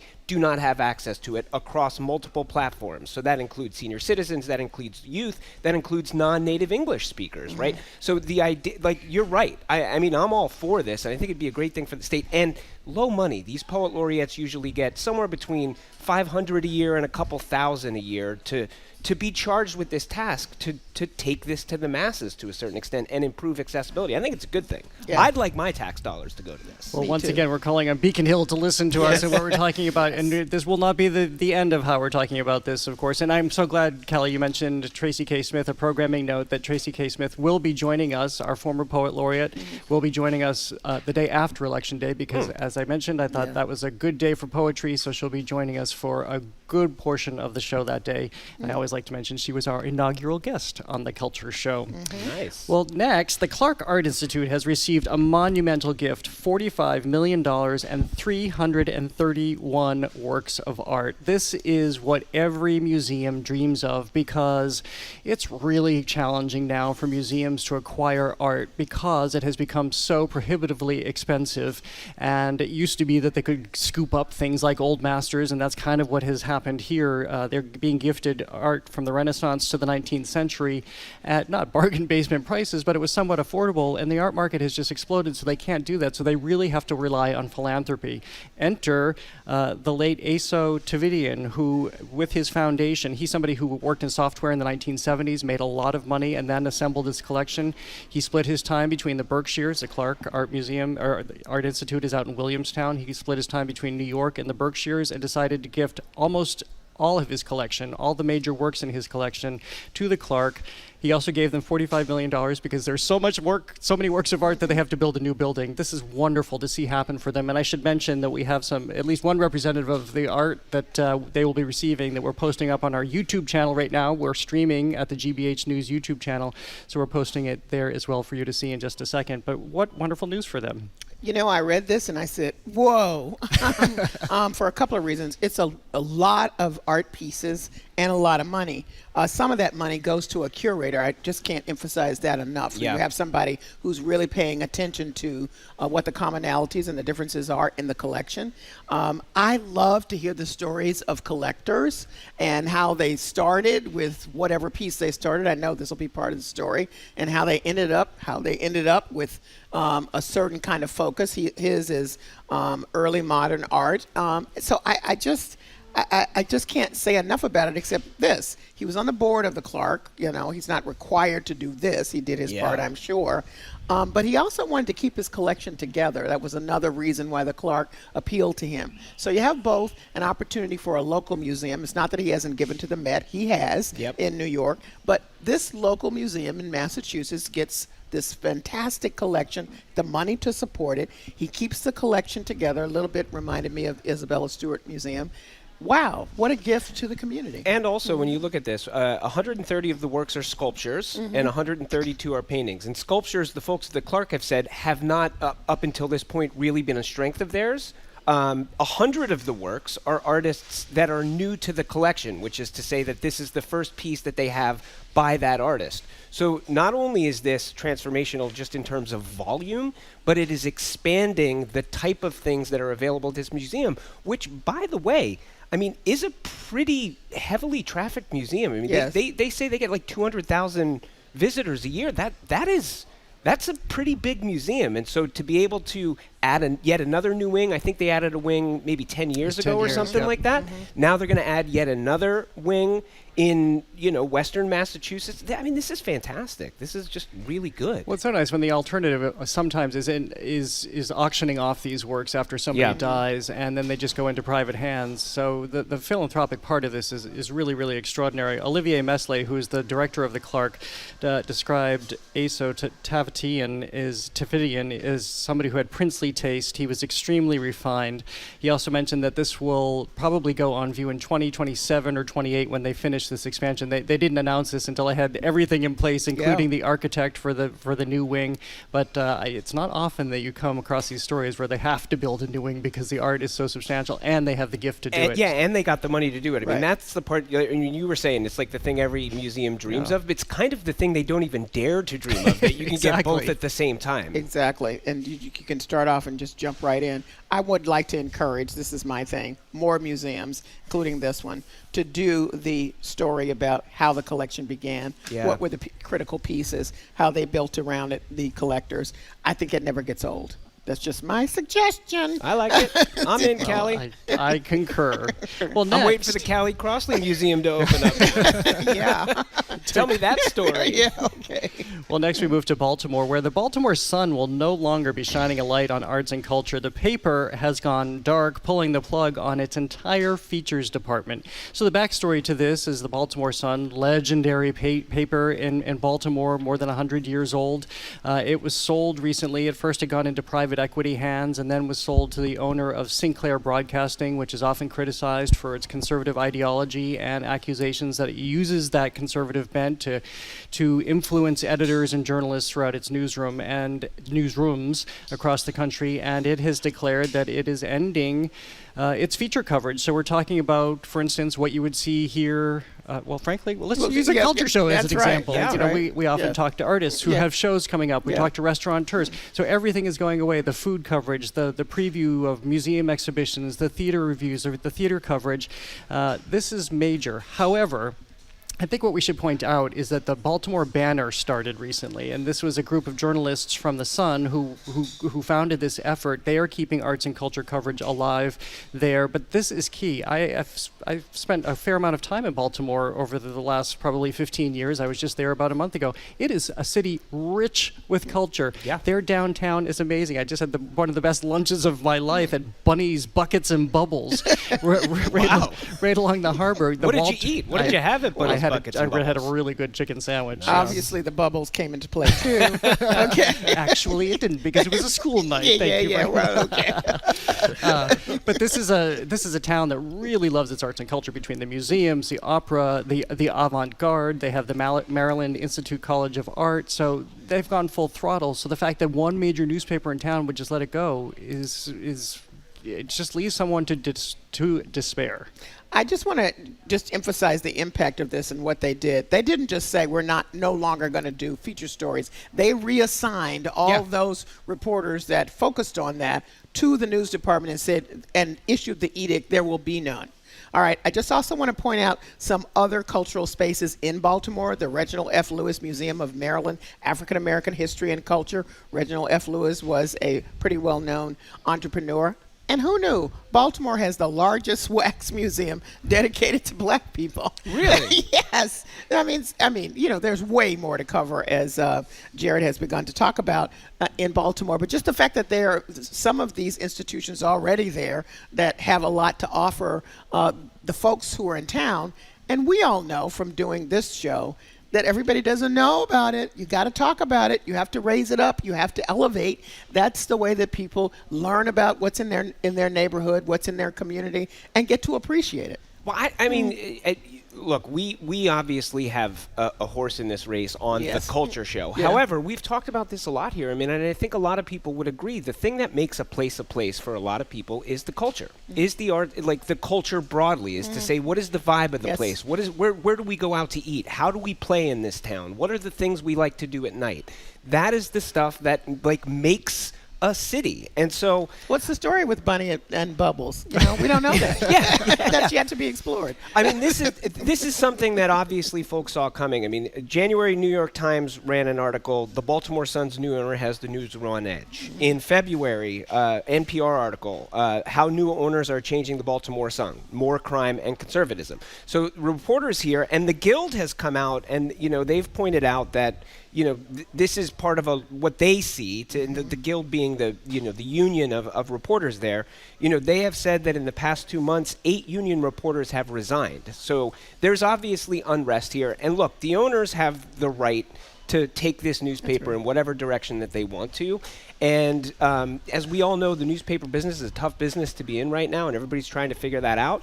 I am heartened by what you point out, Jared, which is what I think it is going to take. It is going to, if we want to continue to have arts and culture coverage in our major American cities, it's going to take things like a public broadcasting station to launch a culture show, or reporters and journalists to get together and say, okay, if they're not going to cover it, we got to find out a way to cover this and make it financially viable so that we can continue to do this. Well, to that end, I actually checked in with a couple of my friends from Baltimore this morning, and they were telling me that at the Baltimore Banner, again, the startup that came when a lot of people started fleeing the sun, was that the Banner just teamed up with the New York Times to report on Baltimore's fentanyl crisis. So that is huge, and what a great business model, especially when you're an upstart just getting your feet on the ground, but you have reporters with major legacies to team up with an institution like the New York Times. That's only going to propel you forward, so hopefully this gives them strength.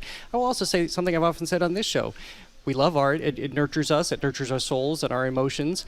But it's also a really good business model because there are billions and billions of dollars. And in fact, I think in Baltimore, they determined that it's $11.7 billion to Maryland's economy every single year. Why you would not want to tap into that, I have no idea. And then, as in the words of one of the Guild members, if you're not covering culture in Baltimore, you're really not covering Baltimore. That's right. And look, folks who are very business-minded often like to say, let the market decide. And I think, as you just said, Jared, I believe that there continues to be a market for arts coverage, for cultural coverage, and folks just need to continue to beat the drum for it and find a way to make it financially viable, because there are any number of ways to make it work. Yeah.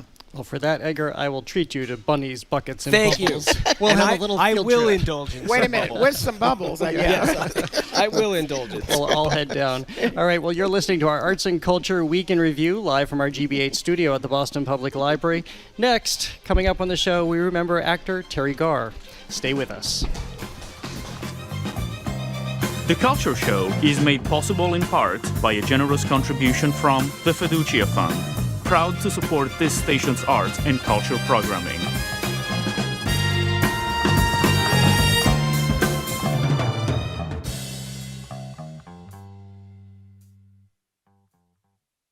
Covering election 2024. What would question 3 on the Massachusetts ballot do? Digital producer Alexi Cohen. Question 3 asks voters if transportation network drivers, such as those who work for ride-hail companies like Uber, Lyft, and DoorDash, should be allowed to form unions. A yes vote on question 3 would provide drivers the option to unionize, but not require it. A no vote would keep things how they are now. Union membership. Get the full ballot questions breakdown at youtube.com/GBH News. Funding for our programs comes from you. And Cambridge Savings Bank, where they're committed to your financial well-being and community is at the core of everything they do. Cambridge Savings Bank, always you. More at cambridgesavings.com, member FDIC. And Boston Children's Hospital, ranked the #1 pediatric hospital in the world by Newsweek. Boston Children's, where the world comes for answers. bostonchildrens.org/answers. I'm Arun Roth. Coming up on GBH's All Things Considered, this week's Joy Beat celebrates a nonprofit empowering voters to make democracy work for over a century. With Halloween behind us, some communities are organizing events where you can smash your pumpkins. And the final part of our series about spiritualism in Boston, the story of Houdini versus Marjorie, the Boston medium. Those stories and all the day's news starting at 4 on GBH's All Things Considered.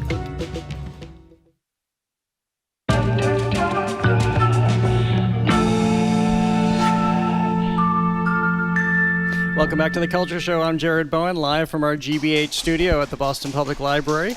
I'm joined by co-hosts Callie Crossley and Edgar B. Herwick III. If you're just tuning in, it's our Arts and Culture Week in Review, which includes remembering actor Terry Garr, famous for her comic timing and quirky characters. She died at her Los Angeles home on Tuesday at age 79, and I think people are just so crestfallen because she was in so many movies that we really, really, really loved. If you want a taste of it, to remember Terry Garr's illustrious career, here's a brief montage of some of the actor's classic on-screen moments.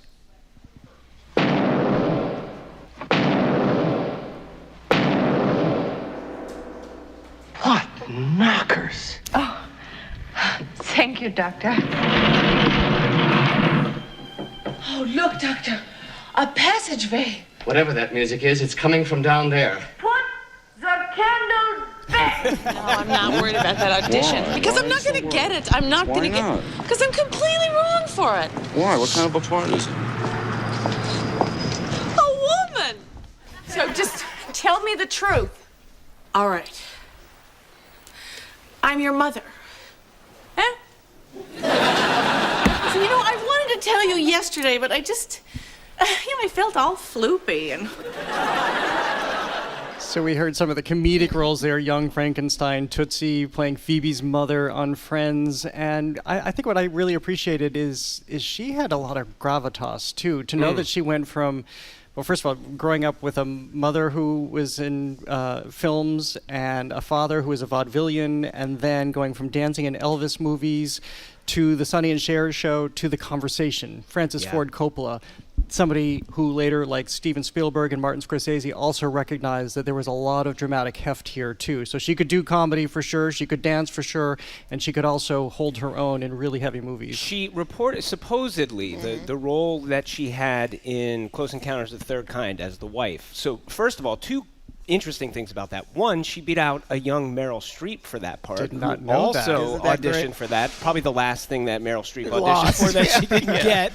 But or auditioned for at all. Yeah, exactly. That's true. But supposedly, what Spielberg saw her in a coffee commercial, and it was a 30-second coffee commercial, and he was struck by the range of emotion that she showed in a 30-second coffee commercial, and he was like, we got to bring her in to audition her. So you talk about that heft, that range, that simmering underneath, below that like bubbly surface, that's part of why she worked the way she worked. I also think that because she had that, as somebody characterized, little girl voice, that sometimes she got some of those roles that, because she stood out in that way. And that, for me, is what made Tootsie so funny. I hope it still holds up. I'm thinking about it. I hope there's no problematic areas that I haven't seen in a while. But she was just so great in that because she was able to portray that sort of innocence, are you kidding me, where am I kind of affect that really made a character sing. The other part of it, sometimes you learn about the real person who, and that's not fair in some instances. They're there to portray characters, and if they're very different from that, so be it. But I appreciated her who she was really, a frank but very positive person. Once she was diagnosed with MS, she wrote a book about, riding around in her wheelchair and keeping it real in Hollywood. I mean, she just spoke that way and carried herself that way. I think that also underpins a really powerful performance, whether it be comedic or dramatic, because if you allow to bring your real self to it, something else magical happens. Well, speaking of, first of all, I want to correct myself. Her mother was a Rockette, so that's where the dancing one of the came original through. One of the original Rockettes. But speaking of her real self, I also really enjoyed being reminded of how she was so great on the late night shows. Yes. That Johnny Carson loved her and David Letterman loved her. And Johnny Carson, it was so momentous when he was ending his show back in the 1990s. And about that last month of his programming, he began bringing people on who didn't have a movie to promote, not a book. He just wanted to have his favorites back on the show, and she was on the second to last week because he was one of her all-time favorites because of who she was as a real person and how entertaining she was and thoughtful she was. Yeah, she told, I think it was an interview with Terry Gross where she said she was going to call her book, "Does This Wheelchair Make Me Look Fat?" Yeah, and that's just her being funny. Yeah. Also worth pointing out that she is in 2 of what are rated as the top 13 funniest movies of all time, right? When AFI did their 100 Years, 100 Laughs, Tootsie is number 2 and Young Frankenstein is number 13. So that's one actress that is in 2 of these great funny movies of all time. I mean, also, let's not forget, she had a really interesting and important role in the season finale of the 2nd season of Star Trek, the original series. Yeah. That's a big time episode, very famous episode, and she's great in that. Sometimes actors are great actors, but they're not cultural phenomenons. I would venture to say she's a cultural phenomenon. She also has something which I really appreciate, which doesn't.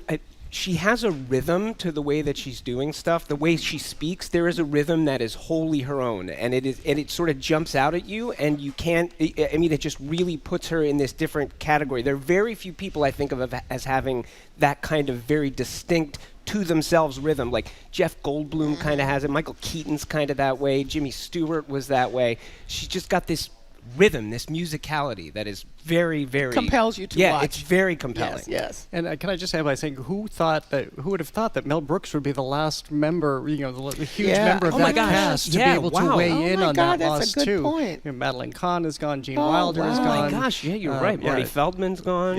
Yeah. Wow. But anyway, we still have him, and we have all that legacy of film. So, we love talking about Terry Garr. How indelible she was.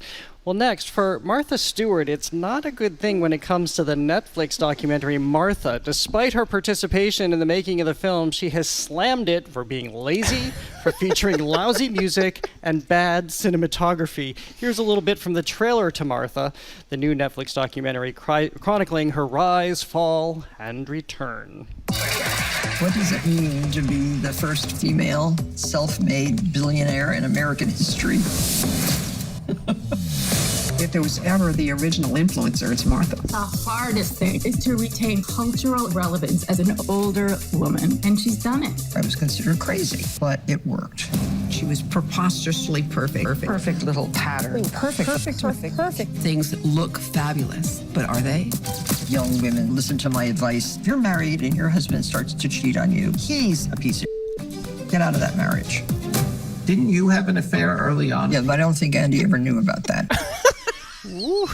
I don't know we're going to have enough time left in the show for this one because we already know. We have I think I've talked about a little peek inside the culture show. We have our big editorial meeting every Thursday, and we learned yesterday that Callie has some pretty strong views, which I can't wait to hear. You said Martha Stewart. It was like Callie touched a live wire, so I don't even know if I should start. Maybe I won't start. By the way, if you're watching on YouTube, I had to put the sunglasses back on because we have this huge glare, which will disappear after daylight saving time this weekend. But Callie, why don't you...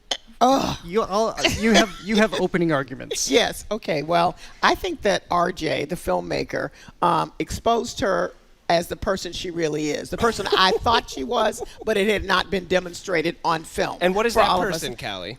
Just detestable, self-centered, honest, fun. No, she's not self-aware. Unfiltered. She's just not self-aware. Delicious. She's not self-aware. Listen, let me first give her credit because there'll be some who'll listen to my comments and say, there's a woman criticizing a woman who made it. She made it. Okay. Yeah. Not a problem for me. Those scenes in the movie where she is talking to those men who don't get it, too bad for them. She got it. She figured it out. How to make an empire. Good for her. But I want to point out that she sells it like she did something from scratch. You know, she had a rich husband. Let's start there. She wasn't doing anything else. Invested wisely. Yeah, that's fine. But I want to bring the reality to it. Here's the thing that drives me crazy about her. She's just not nice. One of the opening comments that she makes is that she really detests people who are not nice. I wanted to say, look in the mirror, honey. I mean, when she did her show, she was so mean to her mother, the woman who she stood by her to learn how to cook in the first place. Standing up for herself. Yes, and then the thing that irritated the hell out of me all the time, she would refer to, this recipe came from my husband. You are not married to that man. That is your ex-husband. Why are you referring to him as your husband? It drove me insane. Being fair. No, she's just so inauthentic. And here's the thing that just really torqued me then after I listened to her complain about how she didn't like the movie. She said she told RJ, the filmmaker, that she wanted rap music, and she listed the ones that she wanted, and he put in classical music, and that's not who she is. Is that some performative crap or what? Well, she didn't know from rap music until she ran across Snoop Dogg. Are you kidding me? Evolution. All right, now you all tell me why you like it. Wow. I need to take a minute here. No, I hear you, Callie. I don't love Martha Stewart. I actually quite love this documentary. I think it's very on brand, obviously, and honestly, like whether I sort of question whether or not she really doesn't like it. It's very much in her brand and of her brand, which is I am the perfectionist. Nobody would do it as good as I would do it. It needs to be done just this way. That is, we comb over that territory in this film. Barbra Streisand.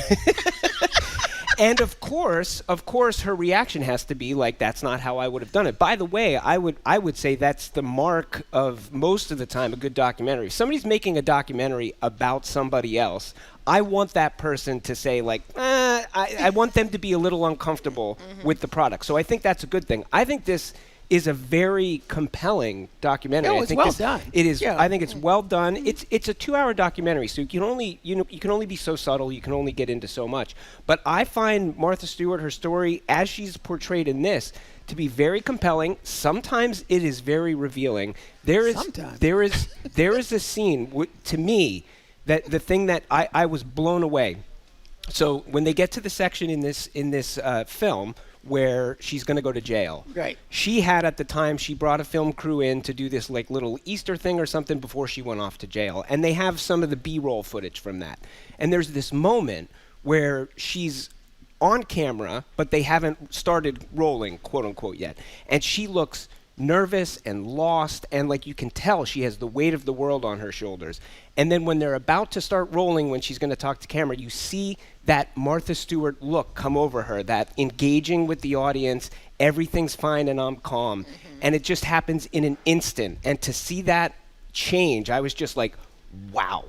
That was a revealing moment. So there are moments in this that are, I thought, incredibly revealing. I think it's really good. I don't think that everybody has to be so likable, and I love the fact I actually find the unlikable the likable in this case, because I love that she has no filter. I love that she talks about 5 months into her marriage, she was kissing a man ostensibly on her honeymoon, and she talks about the It was an emotional moment. It wasn't an affair. It wasn't an affair. She was like, the cathedral was so Everyone beautiful. should have It a doesn't moment count. like that, Jared. Go ahead. Yeah. Well, and I think a lot of people have moments like that. They just don't talk about it, which is another reason I love Martha. Yeah, I mean, we see her come back. We see how she came out of prison. She's talked in the film about what the prison experience meant to her. Maybe not what everybody thought it was.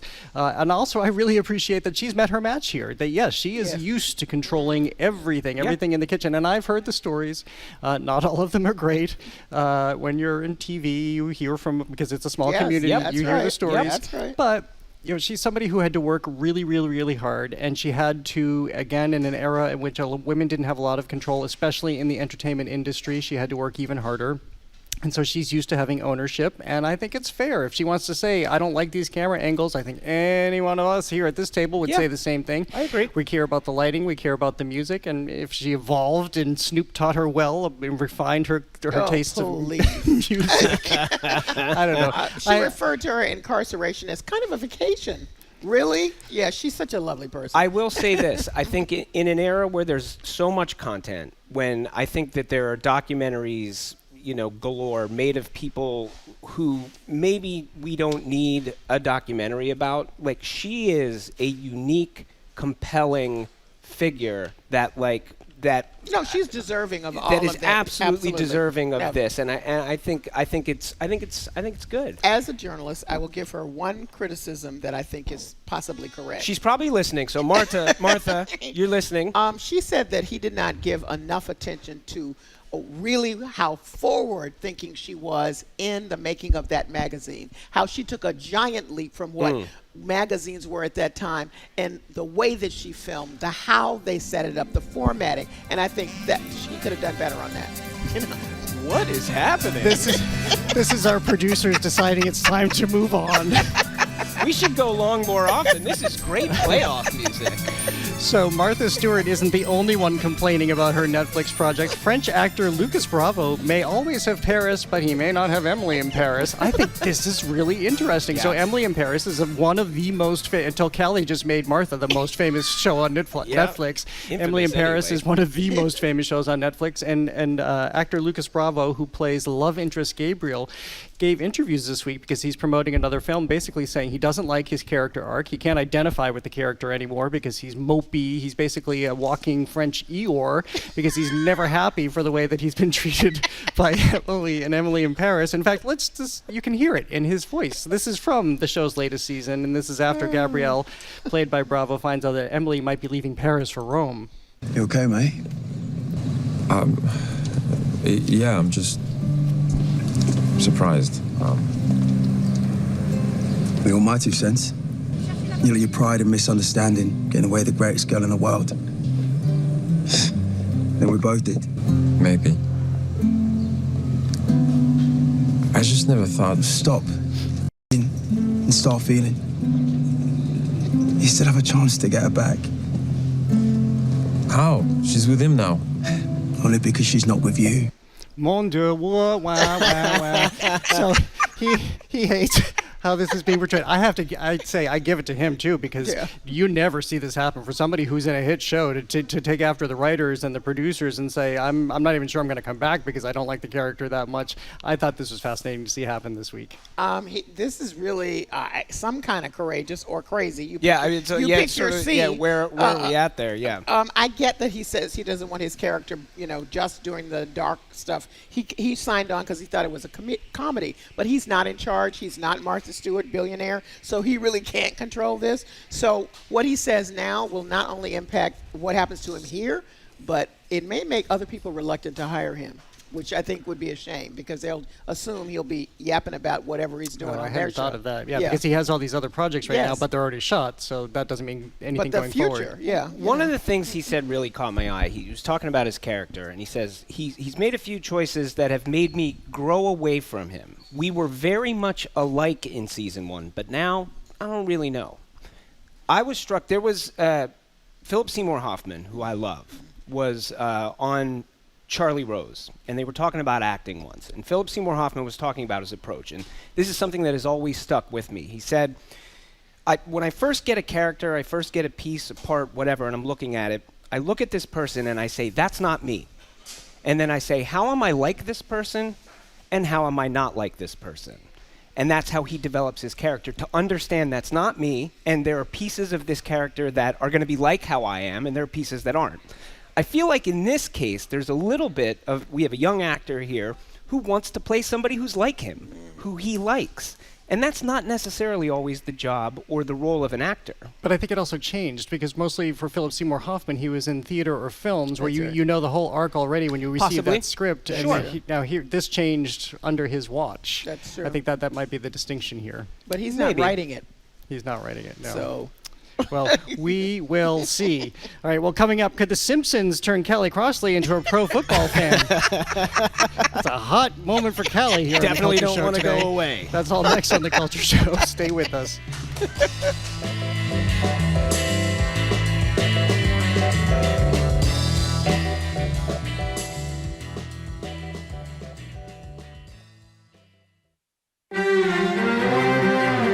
The people of Bougainville want independence, and to get it, they'll need allies. We can be partners with the U.S. It will be another new democratic nation coming out. But if the U.S. isn't interested, If you are not listening to me, the Chinese card is available. they'll partner with China. That story, next time on The World. This afternoon at 3, here on GBH News 89.7. Our programs are made possible thanks to you. And Mass General Brigham Health Plan with Medicare Advantage plans featuring a new flexible benefits card to cover fitness and weight loss programs, healthcare transportation, and over-the-counter healthcare needs. mgbadvantage.org. Sponsoring GBH 89.7 can benefit your business and helps keep the local news that matters to you on the air. To learn more about multi-platform packages, visit gbh.org/sponsorship. Get ready for story time. Salvation fell from the sky in the form of Pop-Tarts. Everyday people. I see a police car rapidly approaching. Personal stories. The nurse diapers this baby and changes her and swaddles her up tight. I mean, it was like she was part of a NASCAR pit crew. She hands her to me, and I say, okay, like, now what? Stories from the stage. Sunday night at 7 on GBH 89.7.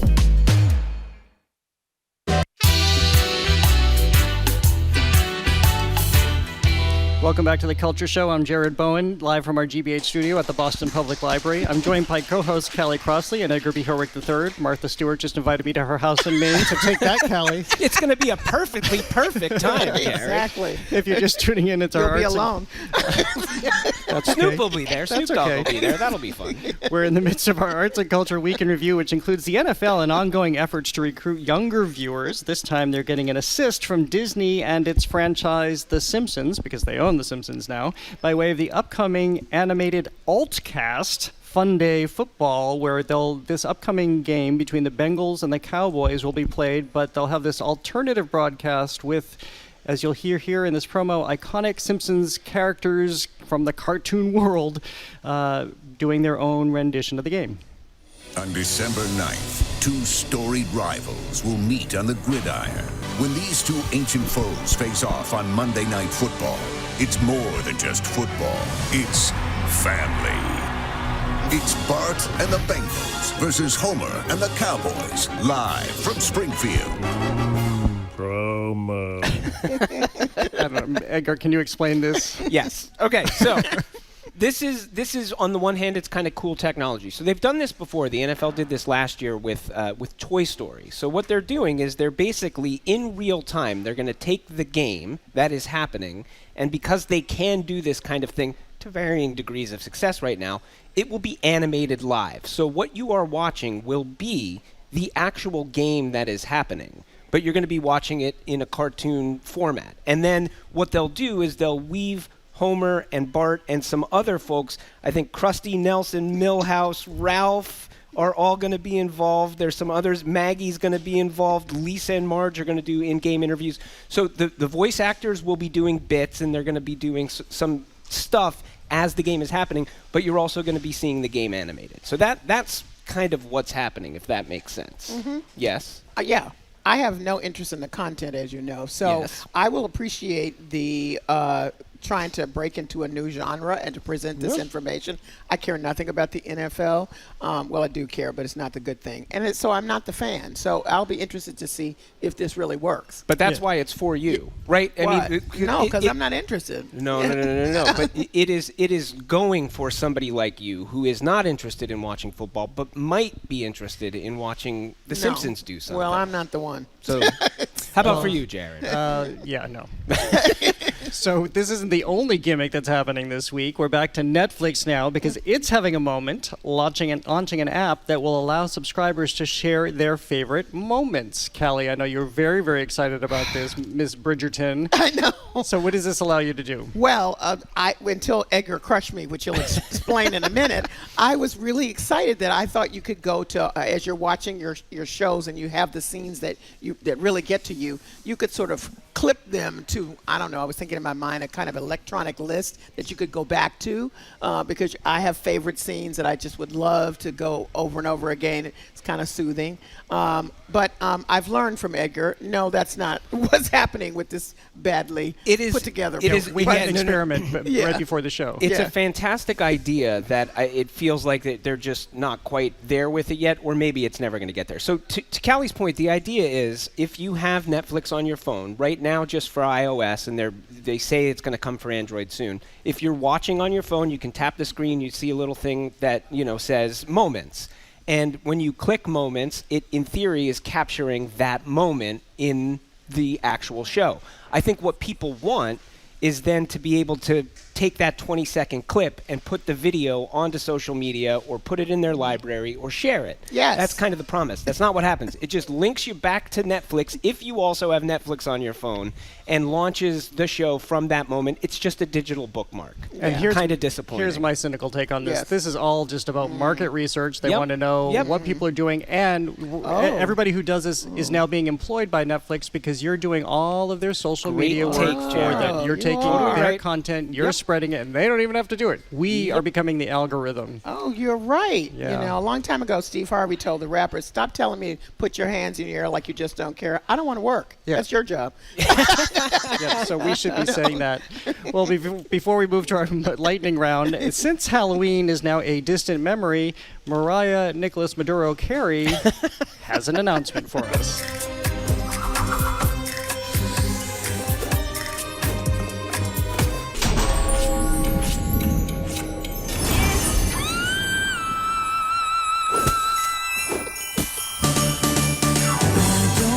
Okay, just stop. Brian, Too stop. soon. Stop. Too soon. Too Stop. soon. So Too soon. I called her Mariah Nicholas Maduro Carey because as Edgar reminded Brian, stop playing that. Brian is our producer on the show. He's torturing us, or me maybe.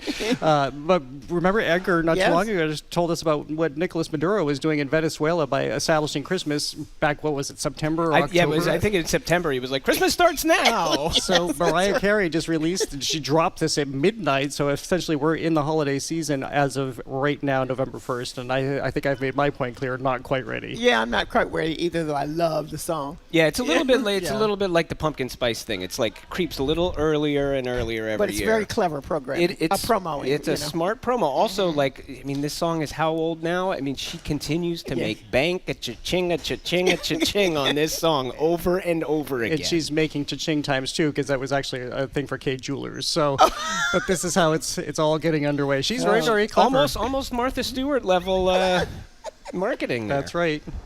Well, that like was a slow. That was our very. Oh, boy. Yeah, we're having a rolling thunderstorm. Anyway, that means it's time for our lightning round. Hey, Callie, what's the headline that caught your attention this week? Wicked, the film that is coming of the Broadway musical by Gregory Maguire, who's from Massachusetts. Great anticipation, but it's hard to get those hard-edge critics, all of them, raving. Here's the best quote from Vanity Fair writer Chris Murphy. He called the film a complete and utter slay. Everybody's saying the singing, of course, by Cynthia Erivo and Ariana Grande, and all of the sets. This is John Chu's comeback because, In the Heights wasn't so good. No, it wasn't. Yeah.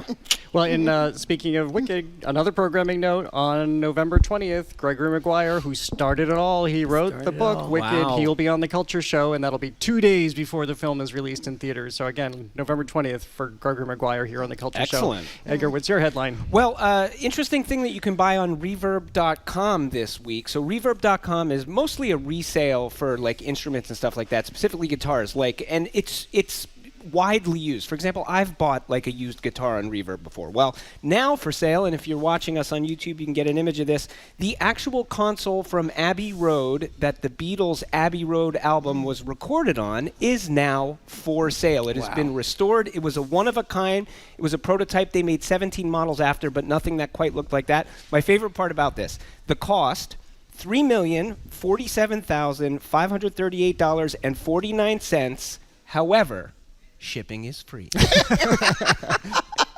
I think it's going to go for a little bit more than that. Yeah, it is listed in used but excellent condition. So there you have it. I'm going to make mine really, really quick. The Frick is a beloved museum in New York. It's a 1914 Gilded Age mansion with many, many, many masterpieces. You could argue it's a little bit like the Isabella Stewart Gardner Museum. It's been closed for many years for renovations. They just announced this week it'll open in April 2025. And for people who love Vermeer, there's a whole game to try to see all the Vermeers in the world because there are only about 36 or 7. Yeah. They're going to have a Vermeer show, only with 3 of them, but one coming from Amsterdam, one coming from Dublin, paired with their own.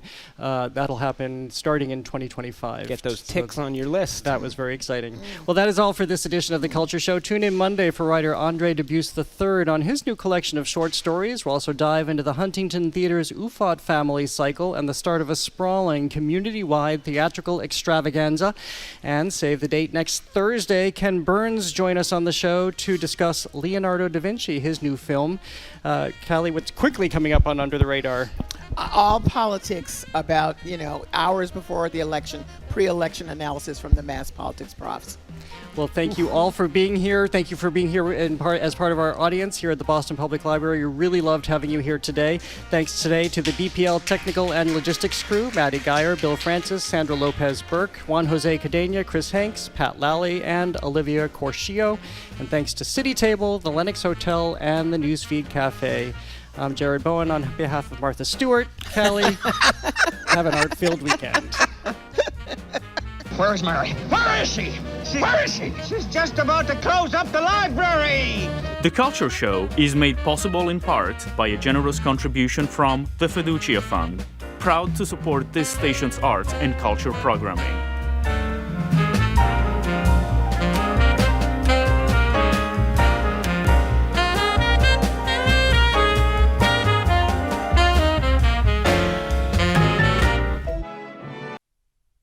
Richard Harvey's Guitar Concerto Antico with soloist John Williams and the London Symphony Orchestra led by Paul Daniel.